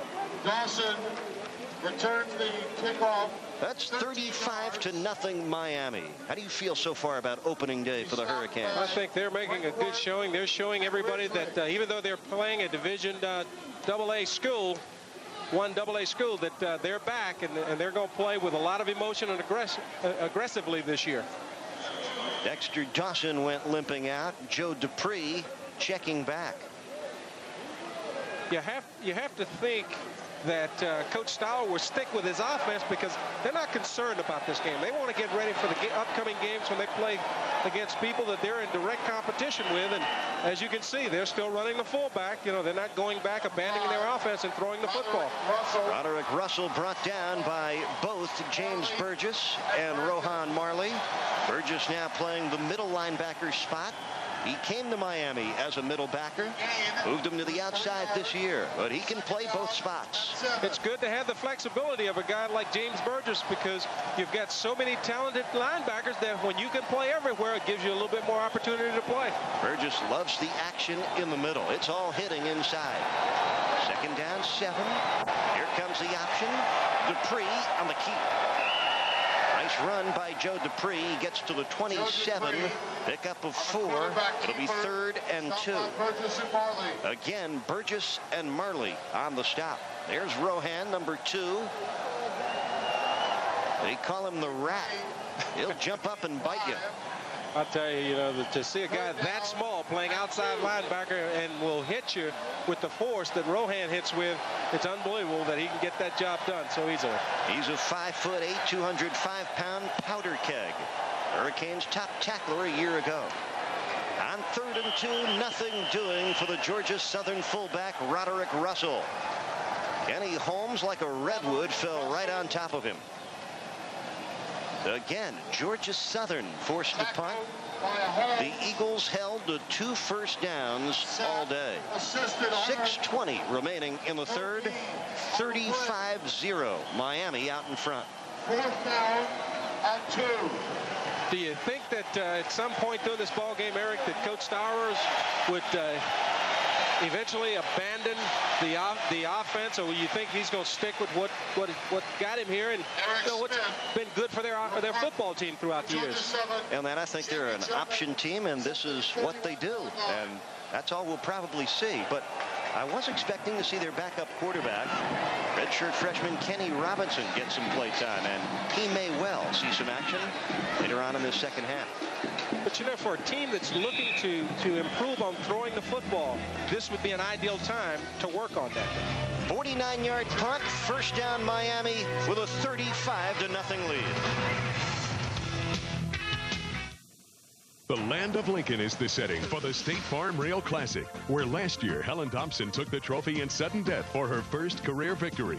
Can history repeat itself?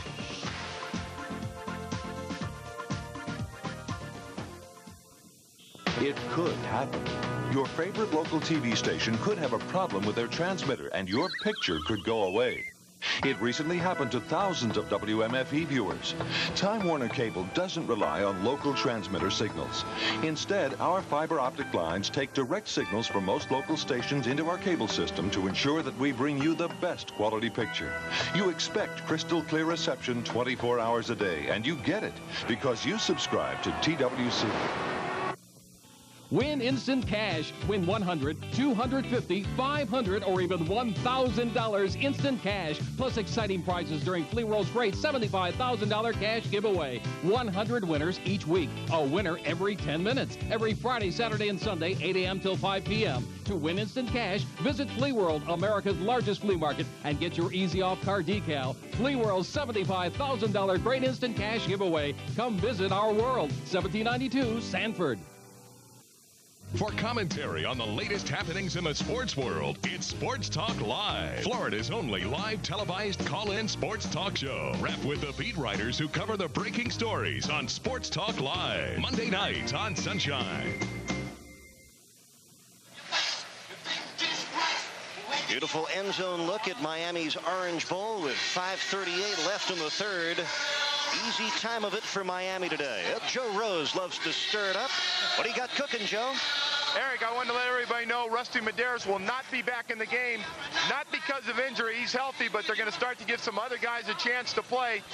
Look for some of the starters to now start to go out of the game, but one thing's for sure, talking to some of the senior players, same type of game style will be played. Things won't change there. Back up to you, Eric and Nat. Thanks, Joe. Hurricanes looking after today, next Saturday at Arizona State, before returning home September 24th to take on the Washington Huskies. We'll be back with you on October 1st And Miami travels to New Jersey to take on Rutgers. Frank Costa still at quarterback. He's got Jermaine Chambers and Marcus Wimberly as his receivers. Danielle Ferguson, the lone setback. From the 23. Costa has Trent Jones. Jones to the Georgia Southern 46.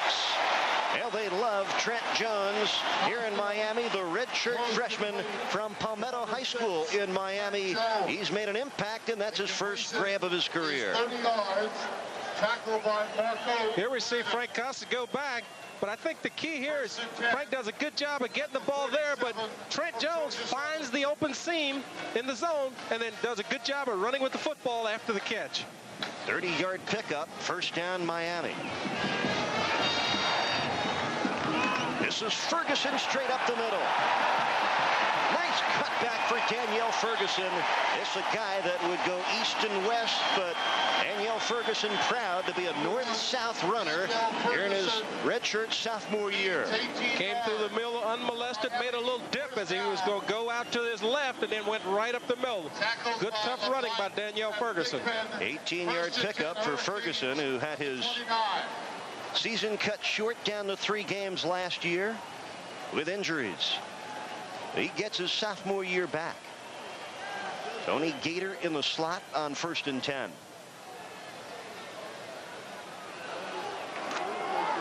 Here's Ferguson, and he runs right into Michael Morris. Gets to the 24-yard line. A 4-yard pickup for Danielle. Morris on the tackle. Second down. Maturation process. Ferguson coming out of high school where he could cut back, go either way. He realized as a college runner, you've got to hit the hole and just head straight ahead. As you see Marley down there starting to celebrate early, but you know that's what you got to have out of Danielle Ferguson, is that you want him to take those tough 4 yards instead of always trying to hit the home run. 2nd down and 6. On the delay, here comes Ferguson. Got Davis, the outside linebacker, ranging over to make the stop. Pickup of 3, and that'll set up a 3rd and 3 for Miami. Under 4 minutes to play in the 3rd quarter now. Hurricanes comfortably in the lead, 35-0. 3rd down and 4. The 23. A 3rd down and 4 for Dennis Erickson's Hurricanes.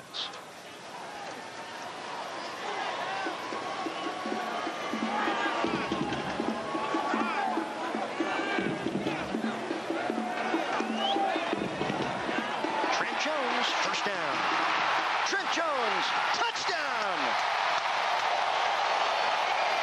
Quick feed by Trent Jones as he makes both defenders miss him and get into the end zone.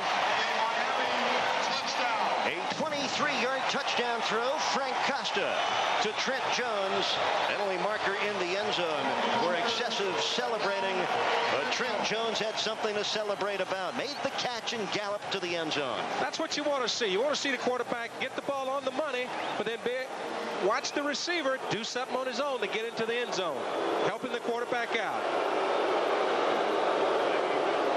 Crowd reacting to the penalty flag. The penalty. Dead ball. Against Miami. Unsportsmanlike. Celebration in the end zone. Against the end zone. Penalized on a kickoff. Hard to blame Trent Jones celebrating a bit after his first Miami touchdown.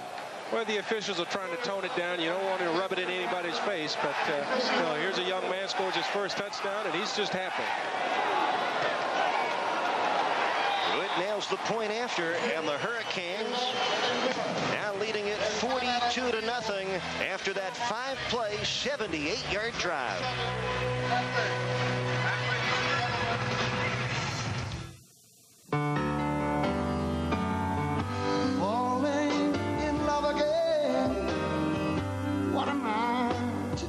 Introducing the Meaty Meatball Pizza, a whole new reason to fall in love with Pizza Hut. It's a meatball extravaganza loaded with Italian sausage, pepperoni, and 2 layers of cheese. A medium's only $8.99 and a second medium pizza's just $5 more. Try the Meaty Meatball Pizza, because when something's this good, you're going to fall head over heels. At the Discovery Channel, we go to extraordinary lengths to tell extraordinary stories. So if we see it, you see it. The Discovery Channel. Explore your world. If you're gonna come out to play, you better not front. Check the technique. Kick it! Quench it! Gatorade in the house! Come on! Kick it like that! Kick it! Quench it! Quench it like that! Kick it! Quench it! Quench it with Gatorade. Nothing helps you go longer or stronger. Kick it! Quench it! Kick it! Word up! Quench it! Come on! Come on! Kick it like that! Gotta get me Gatorade! Quench it like that! It's gotta be Gatorade. Kick it! Quarterback Darren Henshaw, All-American receiver David Rhodes, the Henshaw to Rhodes connection, defining victory for the Knights of Central Florida. Support the Knights on their quest to Division 1A. Call the Central Florida ticket office at 407-823-1000. Georgia Southern down 42-0 as we take another look at the touchdown, hopefully, here.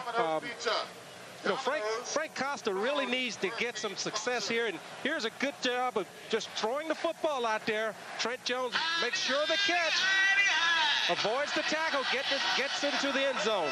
Good job of keeping his balance there. But, you know, Frank is a guy that, after suffering through last year, he needs to have some success today to go into the next ball game. This is just a good throw over the outstretched arms of the defender. Trent Jones staying with the reception, getting into the end zone. Well, Trent Jones had a very impressive preseason for Miami and an eye-opening drive for Trent Jones, the sophomore Hurricane out of Miami Palmetto. He played in the same high school backfield as Dennis Erickson's son, Bryce. Frank Costa throwing his first touchdown pass of the day. And the Hurricanes in front 42-0. Eric Reed with Nat Moore and Joe Rose. Delighted to have you with us. We've seen the Hurricanes ring up 425 yards of offense and Georgia Southern -3 in terms of offense. Here's Dexter Dawson. He went off limping after the last return, but he looked okay sliding up to the 39. Dawson. You see the numbers on that last Miami touchdown drive. Trent Jones, get used to the name. He's a rising star for Miami. Ridgely brought down the Eagle ball carrier. Well, we thought we might see the redshirt freshman, Kenny Robinson. He's out of Concord, North Carolina. And his coach, Tim Stowers, calls him a Ryan Collins type. A left-hander and a very good athlete. Tyrone Stevens straight ahead to the 45-yard line, a gain of nearly 6 yards. Tackled by Farley and Short. Baraka Short in on the stop. We did not expect to see Short, who suffered a gunshot wound to his leg over the summer. I thought he was still a week or two away, but Short getting into the fray. Well, you see Miami starting to bring in the second and third team players, giving them a chance to play. And, you know, when you're having fun and everybody's mixing it up, Baraka Short said, hey, coach, how about me? Let me play a little bit. 2.5 minutes left here in the third quarter. There's a look at the right side end. Baraka Short. And penalty markers fly. Kenny Holmes, I believe, jumped off sides. But maybe he was drawn off, and that's the case. Illegal procedure on Georgia Southern. Now, this is what the Hurricanes wanted to do now. Set the tone in their opener and take care of business against this outmanned Division I AA school, and they've done so. When you've had a long offseason the way they have after the embarrassment with Arizona, you can't wait to get back and play a game like this.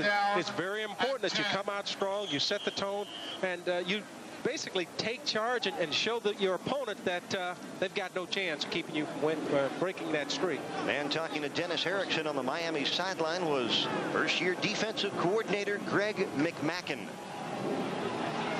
Here's Here's Chris Wright, spun down by Twan Russell, but he may have got some face masks. Back at the 35. Good play by Russell, darting in.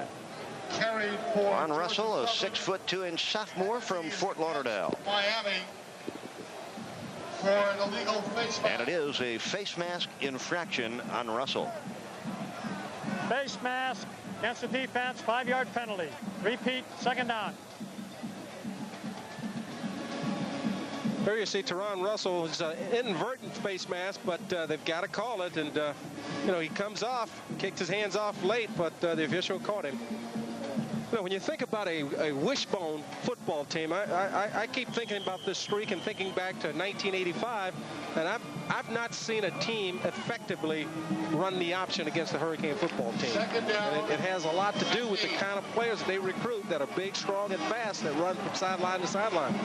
Hurricanes will see the option offense twice more this year against Virginia Tech and against Syracuse. Michael Jones, number 37, brought down, loss of 2. James Burgess, like a lightning rod, darting in to make the play. That Hurricane defense is just swarming all over the place. Robertson pitches the ball with 3 people on his back, and by the time the pitch man gets the ball, get outside, there's 3 or 4 defenders out there on top of him. Just unbelievable defense. Here you see a couple of guys all putting a hit on him, and just as the back gets the ball, there's 3 guys around him. Burgess leading the pack. Georgia Southern is 0 for 11 on 3rd down. They have just 2 first downs all afternoon. Here's Robinson. Tried to pull the trigger, but did not. And goes down at the 42. Gain of just 4, well shy of a Georgia Southern first down. We wind down here in quarter 3 as the Hurricanes head toward a record-setting 58th straight win here at the Orange Bowl. At 6. Imagine wearing that costume with the temperature over 90 degrees on the Orange Bowl turf. While being demolished. Not a good day. Not a good day at all.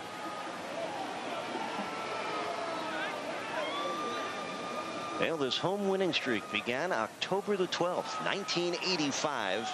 Hurricanes hoping to add a 14th shutout in the 58 straight wins. Another beautiful punt for Smith. Gator gets out of the way. Ball down at the 12 by Will Roberts, number 80, with 6 seconds to play in the 3rd.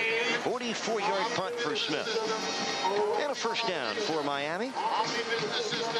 Hurricanes coming with a couple of new players. Lamont Kane, Al Shipman, and Ryan Collins back at quarterback.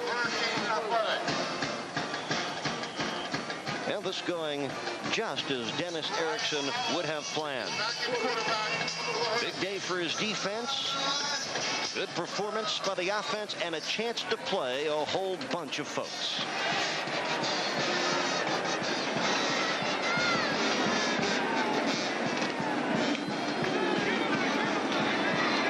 Al Shipman with a 16-yard line. Pickup of 3. Hurricane coaches love Al Shipman. He's the quickest of Miami's backs. Sophomore out of West Palm Beach. And that ends the 3rd. We turn the page to the 4th quarter on opening day with the Hurricanes in a cakewalk. Ladies and gentlemen, please direct your attention to the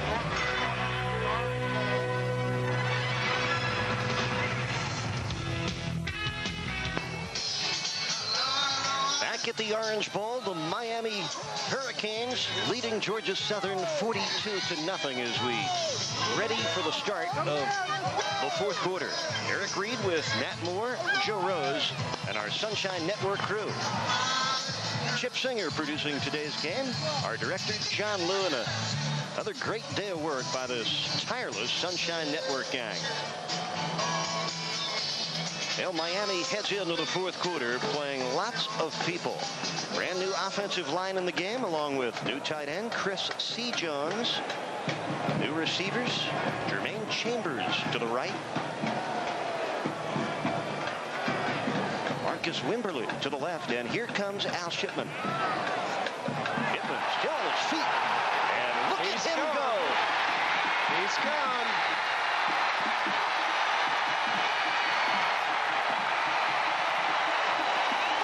An 82-yard touchdown run for Al Shipman. That Eagles defense is just worn out at this time. And, you know, you see Al Shipman, the little guy, breaking tackles, breaks the tackle, and he's off to the races, and no one was going to catch him. Well, once he turned the corner, you knew nobody would. Like a speeding bullet, Al Shipman dashes 82 yards.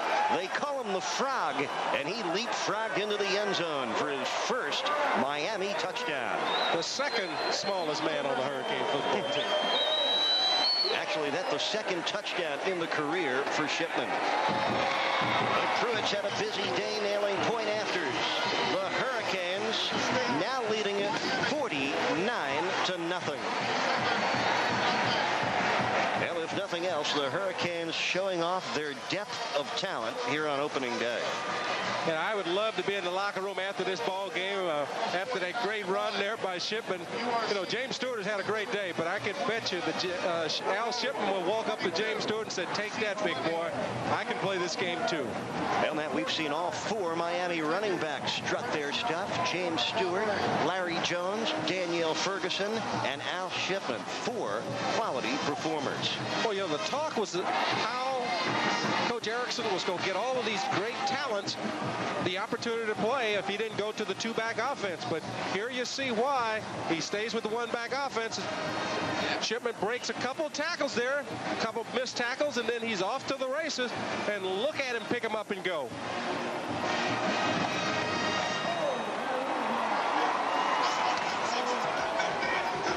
Georgia Southern's Andra Rogers, number 22, got nothing but fumes from Al Shipman. Well, if I'm Rogers, at a certain point, I say it's futile.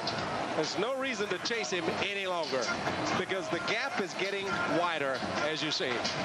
Rogers out of the picture as Shipman just ran away from Georgia Southern. Miami's 7th touchdown today, the 5th coming on the ground. 2 plays, 87 yards on the drive. And the Hurricanes have dominated this football game all the way. Chris Wright upended at the 16-yard line. Teron Russell again making a big play on special teams. Coach Dave Earl has got to be happy. The kickoff coverage has been fantastic today. They went down, they've thrown their bodies around with reckless abandon and have made some big plays. Now Shipman is still collecting the accolades. They come your way when you make big plays.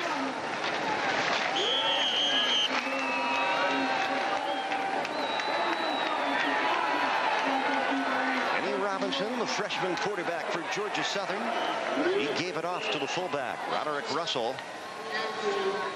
Picked up a couple of yards near the 20. Hurricanes going with Marlon Barnes as one of their linebackers. Kevin Brinkworth in the middle. Antonio Coley on the outside.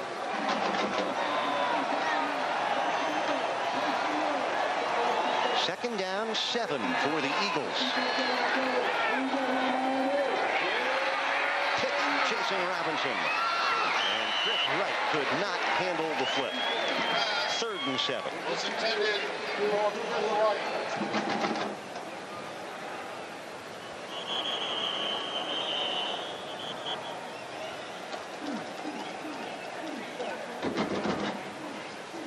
Earl Little is injured over on the sideline.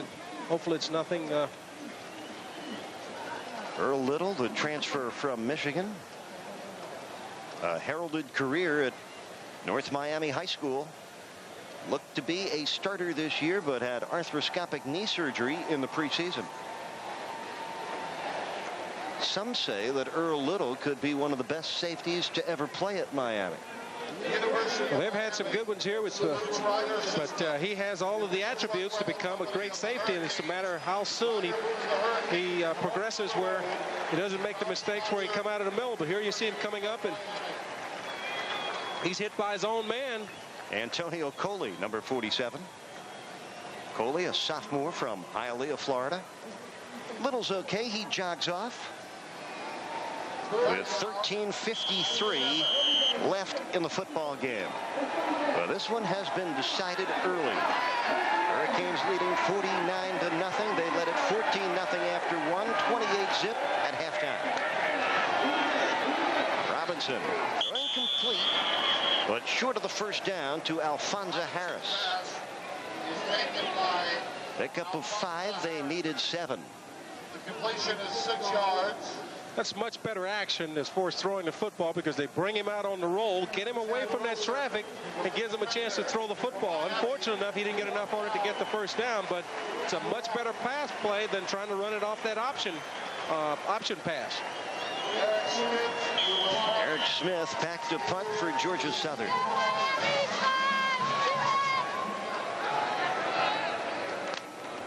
That's Tony Gator. Good hang time. And Gator makes the fair catch at the Miami 28. A 47-yard punt for Eric Smith. That's about the only thing that's gone well for Georgia Southern. The Hurricanes in front, 49-0. For their 58th straight win at home. That's the record setter. Let's go down to another record setter. Joe Rose with a special guest. Unfortunately, it wasn't me that set the records, but I am with the 1992 Heisman Trophy winner, Gino Torretta. And Gino, it's got to give you a great feeling to see this thing go to 58 after today, and you were a big part of it for 2 years. It is. You know, it's a credit to all the coaching staffs and all the teams involved, and you know, I think a big part of it goes to the fans because they're the best in the country. As you were going through camp, was this in the back of your mind this day coming, that you guys would break it, part of your UM tradition here?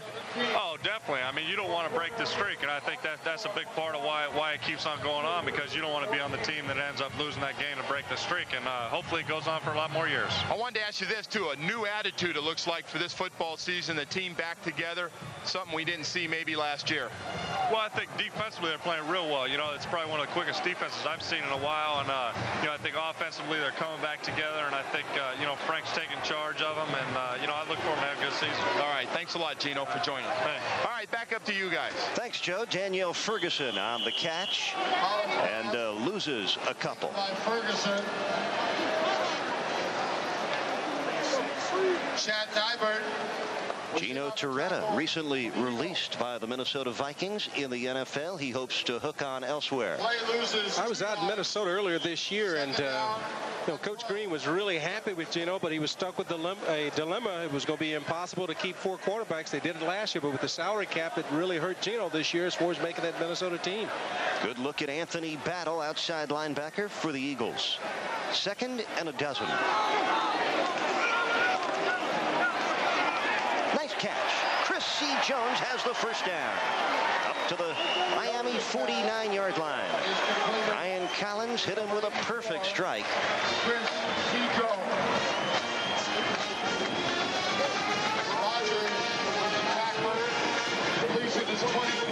23-yard pickup.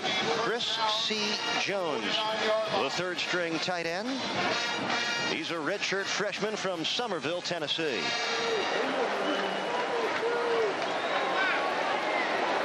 No first down for Miami. Look at the time for Collins. Broken up nicely, though, by the strong safety Rob Stockton, as intended for Lamont Kane. It was broken up. I think they had a little mix-up there. You ended up with 2 offenders, 2 offensive players in the same area, and made it kind of tough to fit it in. Second down. Dangerous pass with so many people, so many defenders around the ball. 54,058 here at the Orange Bowl today to witness a record-setting performance by Miami. Ready to ring up a 58th win in a row in this stadium. 2nd and 10. Here comes Danielle Ferguson. First down. Ferguson to the Georgia Southern 37-yard line. Ferguson 15-yard gain for Danielle Ferguson. And Miami marching toward possibly an 8th touchdown today. An 8th touchdown, and when is the last time that the Hurricanes rushed for 5 touchdowns in one ball game? Got to dig into the Miami record books for that one. Here we go, a little draw, show pass, and then here comes Danielle Ferguson. And this is what we're talking about, his ability to run north and south rather than to go east and west. In years past, he would have tried to get outside. Almost intercepted. A mix-up on the Ryan Collins throw, and Marco Bradham nearly had it.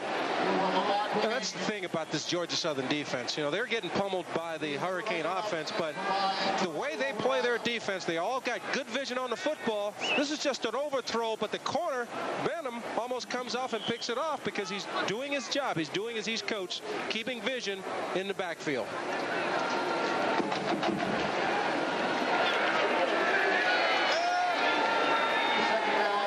2nd and 10 for Ryan Collins. Ferguson, the lone setback. Gator and Todd Johnson to the top. Ferguson spinning to the 30. That's a 7-yard gain for Danielle Ferguson.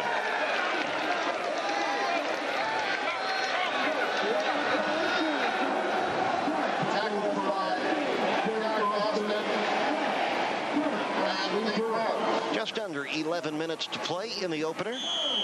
49-0 Miami. Next up, at Arizona State for the Hurricanes. That's a Saturday away. 3rd and 4 for Collins and company.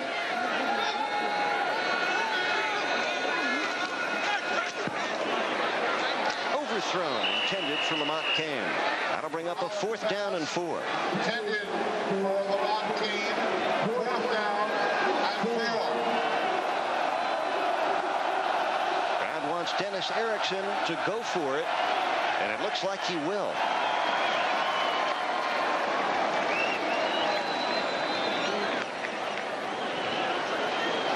Dennis is delighted with his coaching staff. New offensive coordinator in Rich Olson, new defensive coordinator in Greg McMackin, and they've had much to be happy about today.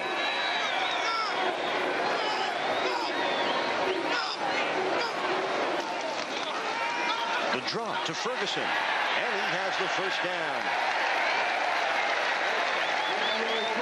The 26-yard line, he moves the chains for Miami. That shows a lot of confidence in his offensive line and his running backs to have 4th and 4 and run a draw for the 1st down. Andrew Rogers, who could not catch Al Shipman in the open field, made the stop on Ferguson. Well, the sun beginning to set on this warm afternoon in Miami. The Hurricanes still revved up. Georgia Southern with just 2 first downs on the day.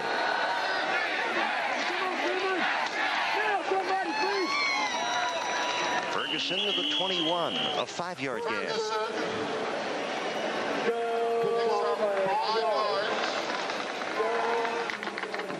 Well, the Hurricanes going to surpass Alabama's long-standing record today with the 58th straight win at home. The interesting thing, Tim Stowers, the head coach of Georgia Southern, was at Bryant-Denny Stadium on the campus of Alabama in 1982, the day that Southern Miss ended Alabama's 57-game home winning streak. Stowers was an assistant coach at Auburn, and he was scouting the game. Ferguson had a knee touch at the 21.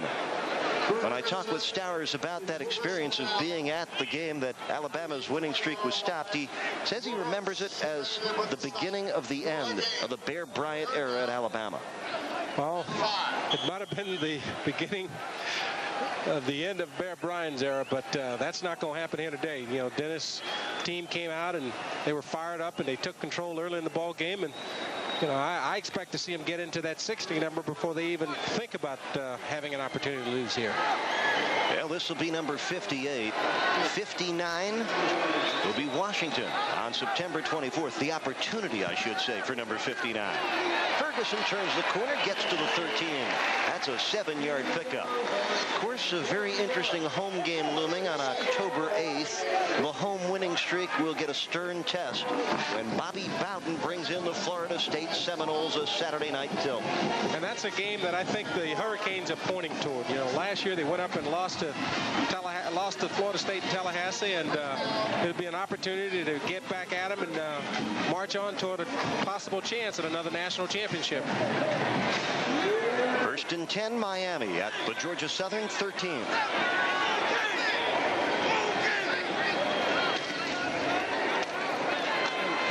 Danielle Ferguson dragging a tackler inside the 10 down to the 8-yard line.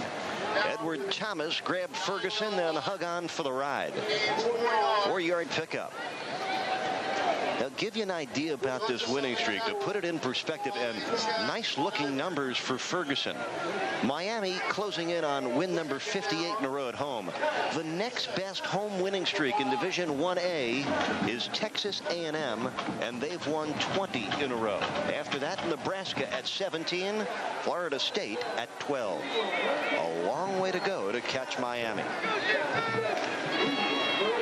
Ferguson again. Danielle Ferguson darting inside the 5 down to the 3-yard line.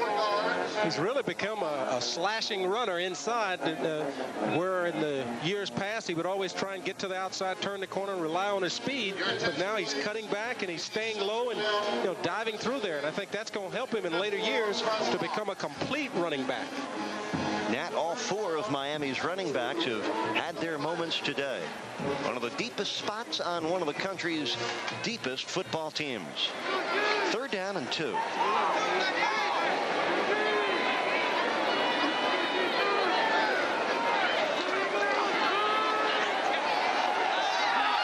Wimberly makes the catch, but out of the end zone. Oh, just a good-looking incompletion for Miami. And that'll bring up a 4th down and 2. That's called a quick takeoff, and just a little too much air. He had him open, but just led him a little too far. Hurricanes don't want to bother with a field goal. They're looking for an 8th touchdown on opening day.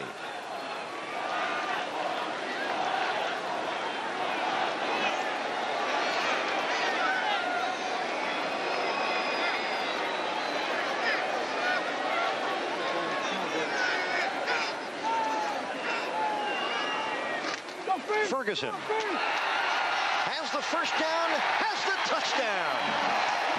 Great second effort by Danielle Ferguson, and we've seen that from all 4 running backs today, where that little extra effort to get into the end zone for the touchdown. The 8th touchdown today for Miami, a 4th different Miami running back into the end zone. A showcase afternoon for Miami's ground game. Chrissy will hold. Good. Okay.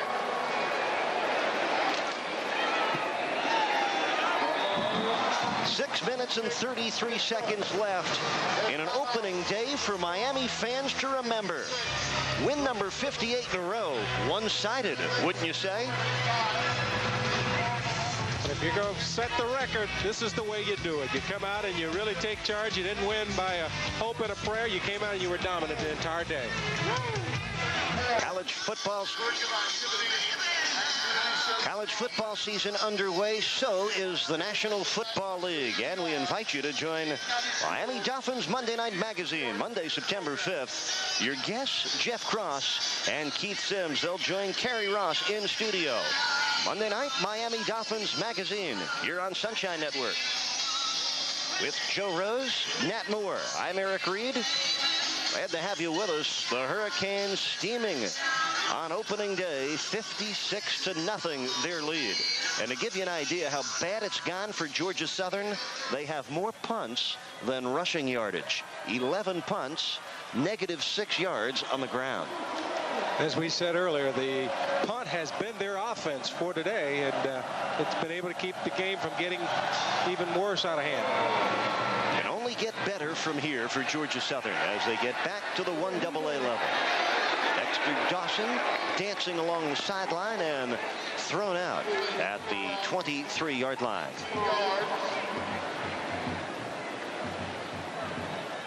Here's another look at the touchdowns. You see Ryan Collins here taking the snap, handing off to Danielle Ferguson. But here, watch the extra effort. You know, he's stopped at the point. He's still fighting. He's jumping on one leg to get into the end zone. And you know, that's what it takes. You know, touchdown, sometimes you got to work a little harder.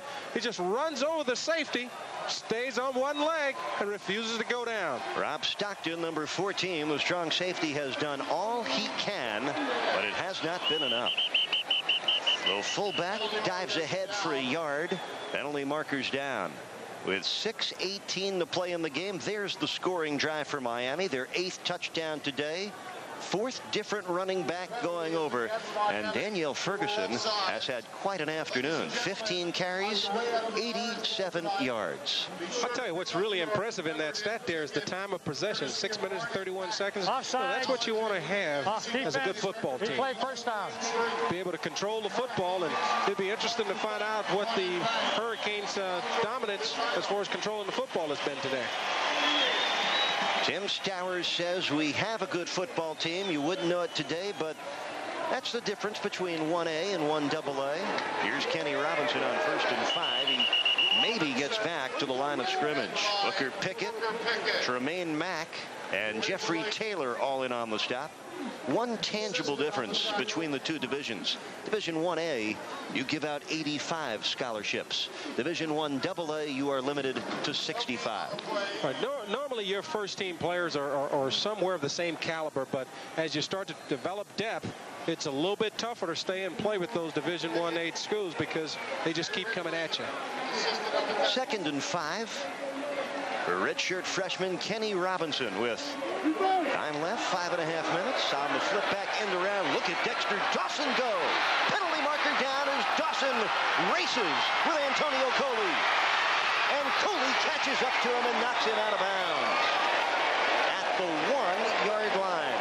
But a penalty marker back at the Georgia Southern 42. And the big playmaker for Georgia Southern, Dexter Dawson, giving you an example of his skills. But a hold will bring it back. Yeah, that hurts. You know, you've been struggling all day. You've been pushed around the field, and you finally come with a little trickery, and you get called for holding to bring a big play back where it's the first spark of offense. Well, the Hurricane defense had their shutout hopes flash before them on Dawson's run. A 67-yard end around gets called back. 10-yard penalty from the spot of the foul. The reason that Georgia Southern is able to do that and run that play in the reverse is so successful is that Miami is in such quick pursuit that anywhere the ball go, everybody's flooring to the ball and no one's staying home for containment. And there they lost containment, and Dawson was off to the races.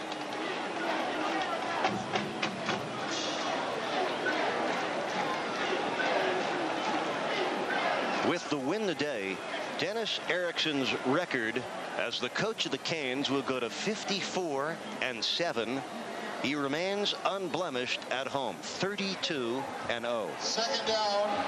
He has done a phenomenal job coming in here, replacing Jimmy Johnson, and just keeping everything moving in the right direction. And granted, they were 9-3 last year, but you know, with most programs, that's a heck of a season, and you know, they're going to get better this year. 2nd and 1 for the Eagles. And Roderick Russell has the first down, rumbles to the 41.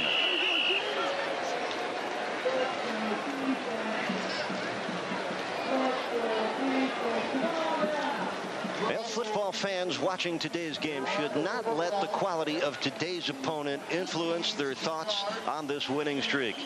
In Miami's 58-game tear, 4 times they have beaten the nation's top-ranked team. 17 of those wins have come against teams in the top 25. 4 different times in the streak, they've beaten Florida State. 3 times it's been Notre Dame. They've taken on all comers. Will Roberts on the end around gets to midfield.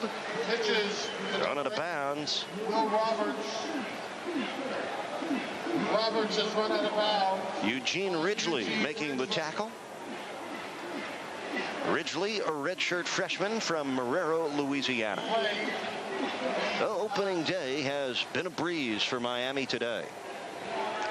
This is the kind of game you want to open up with, get your feet wet and work out all the kinks. We saw some silly penalties early in the ball game, but hopefully they'll get all that worked out. They go back and look at the films, and they should get better.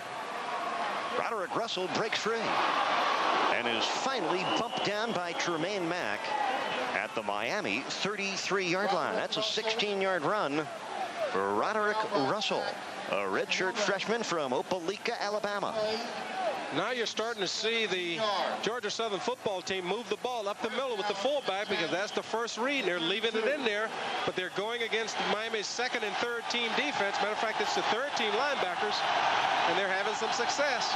Freshman Jeffrey Taylor's the middle linebacker. Marlon Barnes and Antonio Coley on the outside.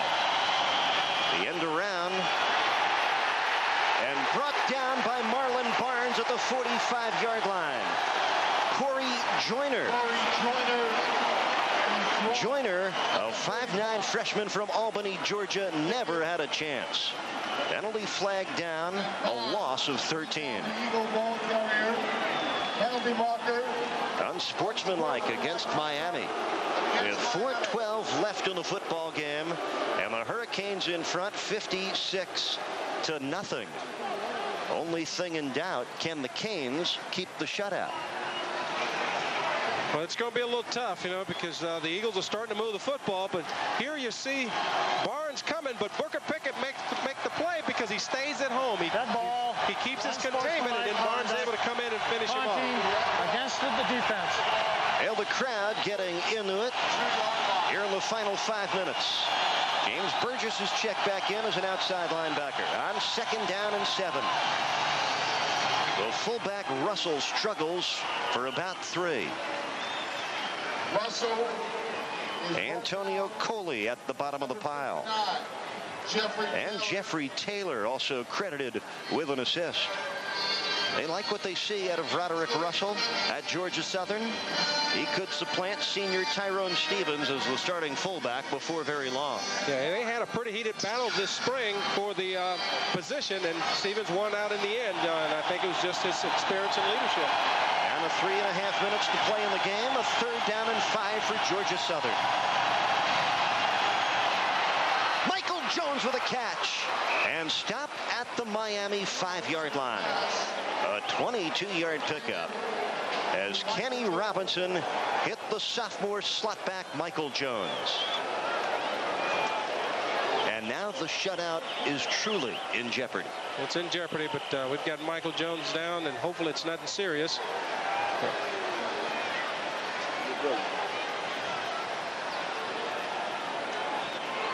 We've got 2 Eagle football players down. The 2 players that collided. Jones was actually brought down by his own man.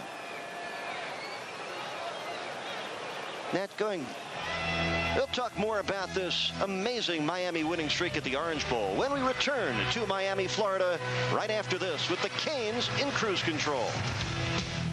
Miami in front by the tall score of 56-0. Let's go back downstairs where Joe Rose is hanging around. Eric, the one nice thing about a 56-0 game is everybody gets a chance to play. The morale on the sidelines has just been great. The starters stand up and watch the second and third teamers get a chance to play. This is great for team morale as they get ready for the Arizona State game. Back up to you, Eric. And the Arizona State game next Saturday on the road for the Canes as they go west. Numbers from the streak. Average score through the winning streak, 36-8 for Miami. Matter of fact, Nat, you were involved with the closest call the Hurricanes had during this winning streak. September 26, 1992. Hurricanes beat Arizona 8-7 when Steve McLaughlin's field goal from 51 yards with 3 seconds to go just missed. Well, at that point, everybody thought the Hurricanes were not for real, but, Arizona has become a good football team since then. They've got one of the best defenses in college football as well. Well, they had a great win against Georgia Tech the other night. Roderick Russell spinning to the 3. With 3 minutes left in the football game, Georgia Southern want some pride points here. They'd like to punch it in. Well, that's what it's all about. Ending on a good note, being able to punch the ball in. And, you've got to find some positive when you go back and you look at this ball game that'll take you into the next game. And if nothing else, the ability to move the football down the field at this point in the ball game, when the Hurricanes are still trying to stop them, is a positive for them. Now, if they're able to get it in, it's a big plus. The University of Havana not able to get much done back in 1928. On the flip to Will Roberts. Brought down by Tremaine Mack. Standout play for the redshirt freshman from Tyler, Texas. He saved the touchdown. Good open field tackle by Mack, but that just goes to show you what we have been harping on the whole ball game. It's tough to run sideline to sideline against these Hurricanes because of their speed. They look like he's got the corner turn as you see the good block out front, but as you see Mack closes in, there's just no way he's going to allow him to get into the end zone. Talking about pride, that's when it becomes a pride thing. Did you let your man get into the end zone? Will Roberts out of Pensacola, Florida, thought he saw the flag, but he was brought down by Mack. And Kenny Robinson calls timeout on 3rd down and goal from the 3 with 1:41 left. Well, Tim Stowers' Georgia Southern Eagles would like a score before they head home to Statesboro, Georgia. 1:41 left in the 4th quarter here at the Orange Bowl. Hurricanes in front 56-0, but they're out of their seats, hoping to spur on the defense to hold on to the shutout. College football continues here on Sunshine Network. Southwest Conference action. Tulane against the Owls of Rice next Saturday at 1 p.m. Eric Reed with Nat Moore and Joe Rose enjoying the magic of Miami's Orange Bowl. Here's where the fans become a big boost down in this closed end zone. Will make it tough for him to get the snap count off. Roderick Russell, the fullback. Chris Wright in motion. Quarterback drawn. Robinson goes down at the 5. Denny Fortney, number 99.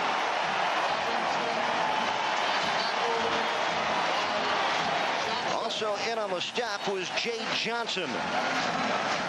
That's 4th down and goal from the 6. 1:20 left in the game, and Georgia Southern calls another timeout. As the Eagles call time.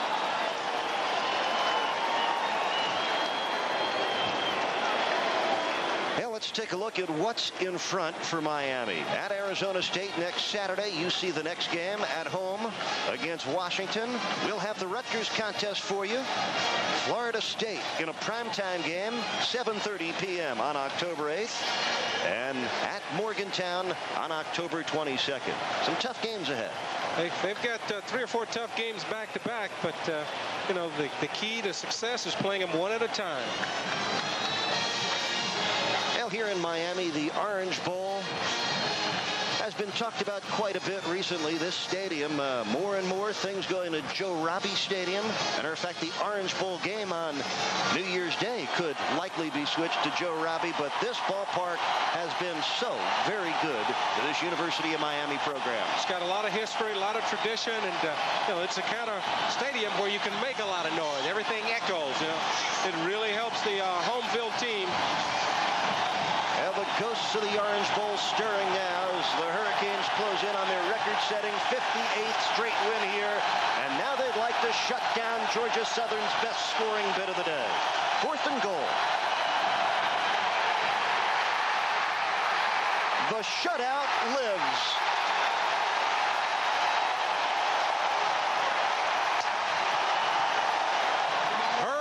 Football. That's all you could say. When their backs against the wall, you see that Hurricane defense come up strong. Kennard Lang, big number 96, helped bash the play up.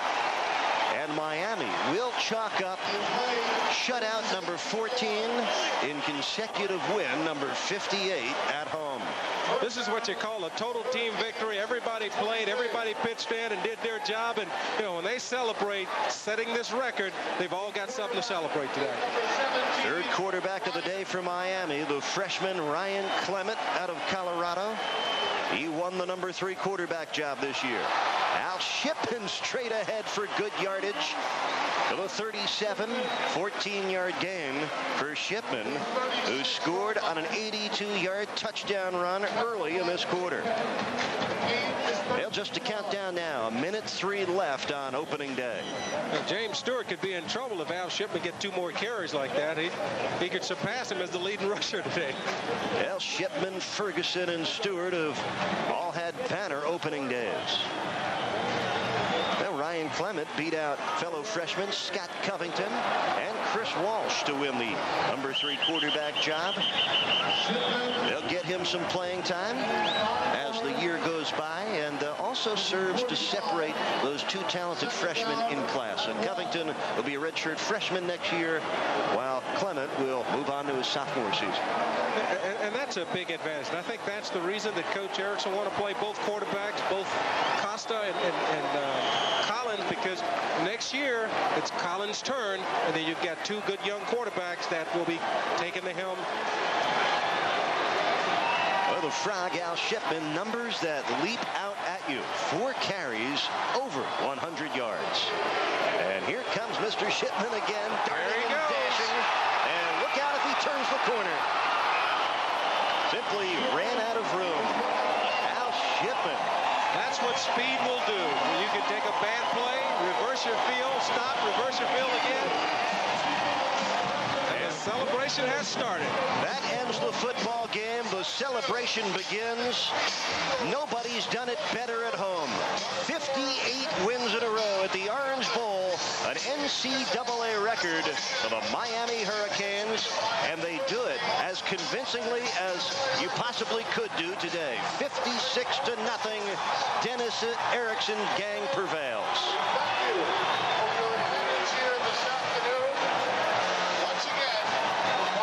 Now Joe Rose will get a chance to talk with Dennis Erickson after the conversation at midfield with Tim Stowers.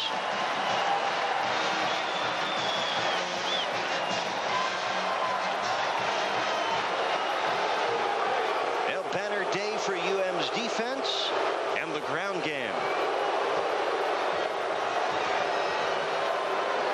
Number 58 for Miami. Let's go downstairs to Joe Rose. Thanks, Eric. We're with Dennis Erickson. Coach, congratulations. Number 58, it's over. Yeah, it is, Joe, and obviously that's a great accomplishment that's been accomplished by a lot of Hurricane football players and teams over the year, and it's just nice to get it over with and get on with next week. Coach, before the game, you were as emotional as any of your players, running around a little fired up before. The emotion was back in your team against Georgia Southern. Well, the emotion is going to be in our team the rest of the year. We can't wait to go to next week. This is an opportunity, and we'll just find out next week on the road, and I'm excited about this football team. They're fun to be around, and they're really together, and we go to Phoenix, which is kind of a tough place for us last time we were there. Defensively, you can't play much better than that, can you? No, we're an outstanding defensive team. We played a lot of guys, Joe. I mean, we played everybody on the football team, and they all contributed and all played pretty well. Morale-wise, as you said, getting everybody a chance to play, and the starters backing up the second and third guys all fired up today. Well, you know, that deal at the end was really important for our young people to keep them out of the end zone. They were all freshmen and sophomores in there, and the future of our football team, and you know, everybody was excited about what they did. So it's just a great win. Get it over with, win number 58, and get to Arizona State. Good luck to you next week, Coach. We'll see you. Thanks, Joe. That's Coach Dennis Erickson. Back up to Eric and Nat Moore. Nice job, Joe. Dennis Erickson's Hurricanes. They are a focused, serious group this year. A convincing win on opening day, 56-0.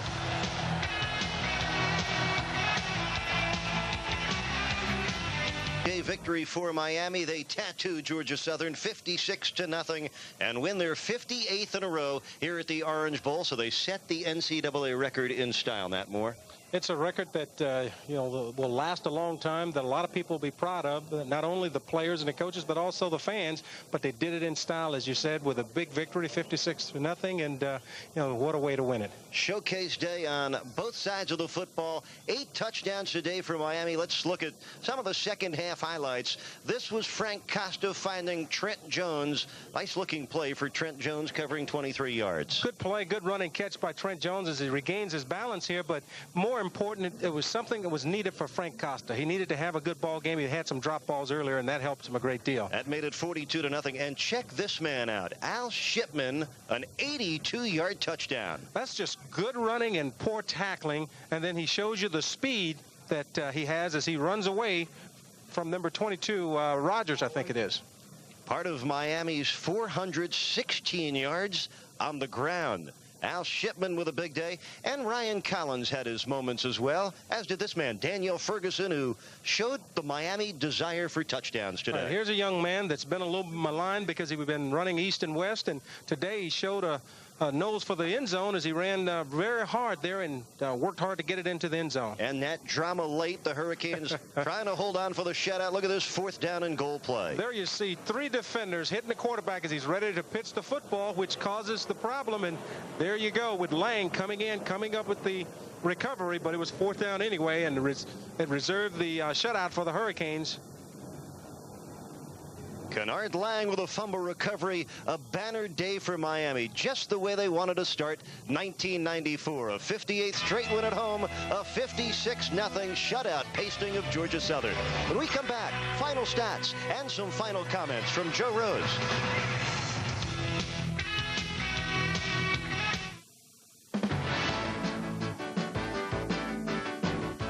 Today's Miami Hurricane football game has been brought to you by your local Florida Jeep and Eagle dealer. By Coors Light. Reach for Coors Light, the silver bullet, and keep on moving. And by Gatorade Thirst Quencher. When you're thirsty, it's gotta be Gatorade.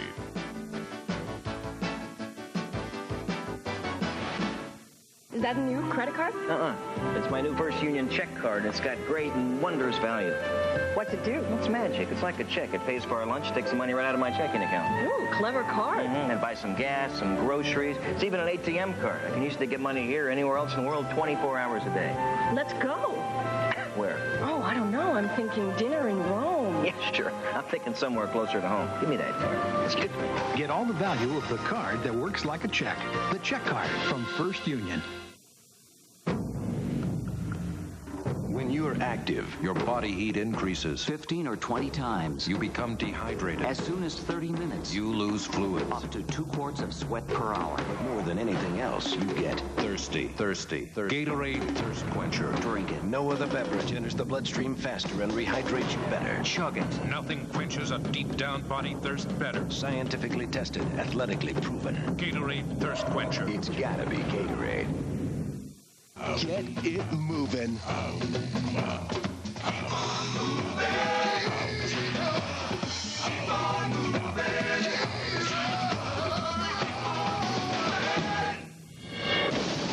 And the silver bullet has the taste to keep it moving. Coors Light. Naturally brewed for a taste that goes down easy. Coors Light. Keep on moving. Very impressive opening day for the University of Miami. 6th rank coming into this season opener, and the Hurricanes nail up their 58th straight win at home. Impressively, 56-0. And first things first, Nat, the new NCAA record, 58 straight wins.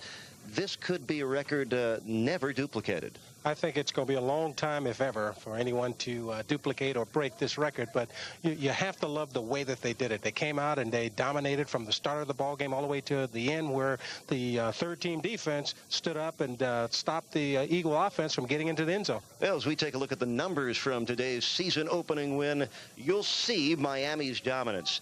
Just 55 total yards. 4 Georgia Southern, and 4 first downs. Meanwhile, Miami, 618 yards of offense, and that 416 of them coming with a much improved running game. Well, Coach Erickson was worried coming into the season about being able to run the football. For the quarterback to be able to throw the ball effectively, he's got to have some time, and you've got to be able to run the ball effectively. And the offensive line controlled the line of scrimmage today, as well as the defensive line. And I think that's important, controlling the line of scrimmage, Eric. 4 different running backs got into the end zone today for Miami, and 3 Hurricane backs had career days. James Stewart, Al Shipman, and Danielle Ferguson. So a banner day and a record-setting day for the Miami Hurricanes. We were proud to be a part of it on Sunshine Network. My broadcast partners, Joe Rose and Nat Moore, and the entire Sunshine Network crew, this is Eric Reed. Thanks so much for being with us, and good night from the Orange Bowl.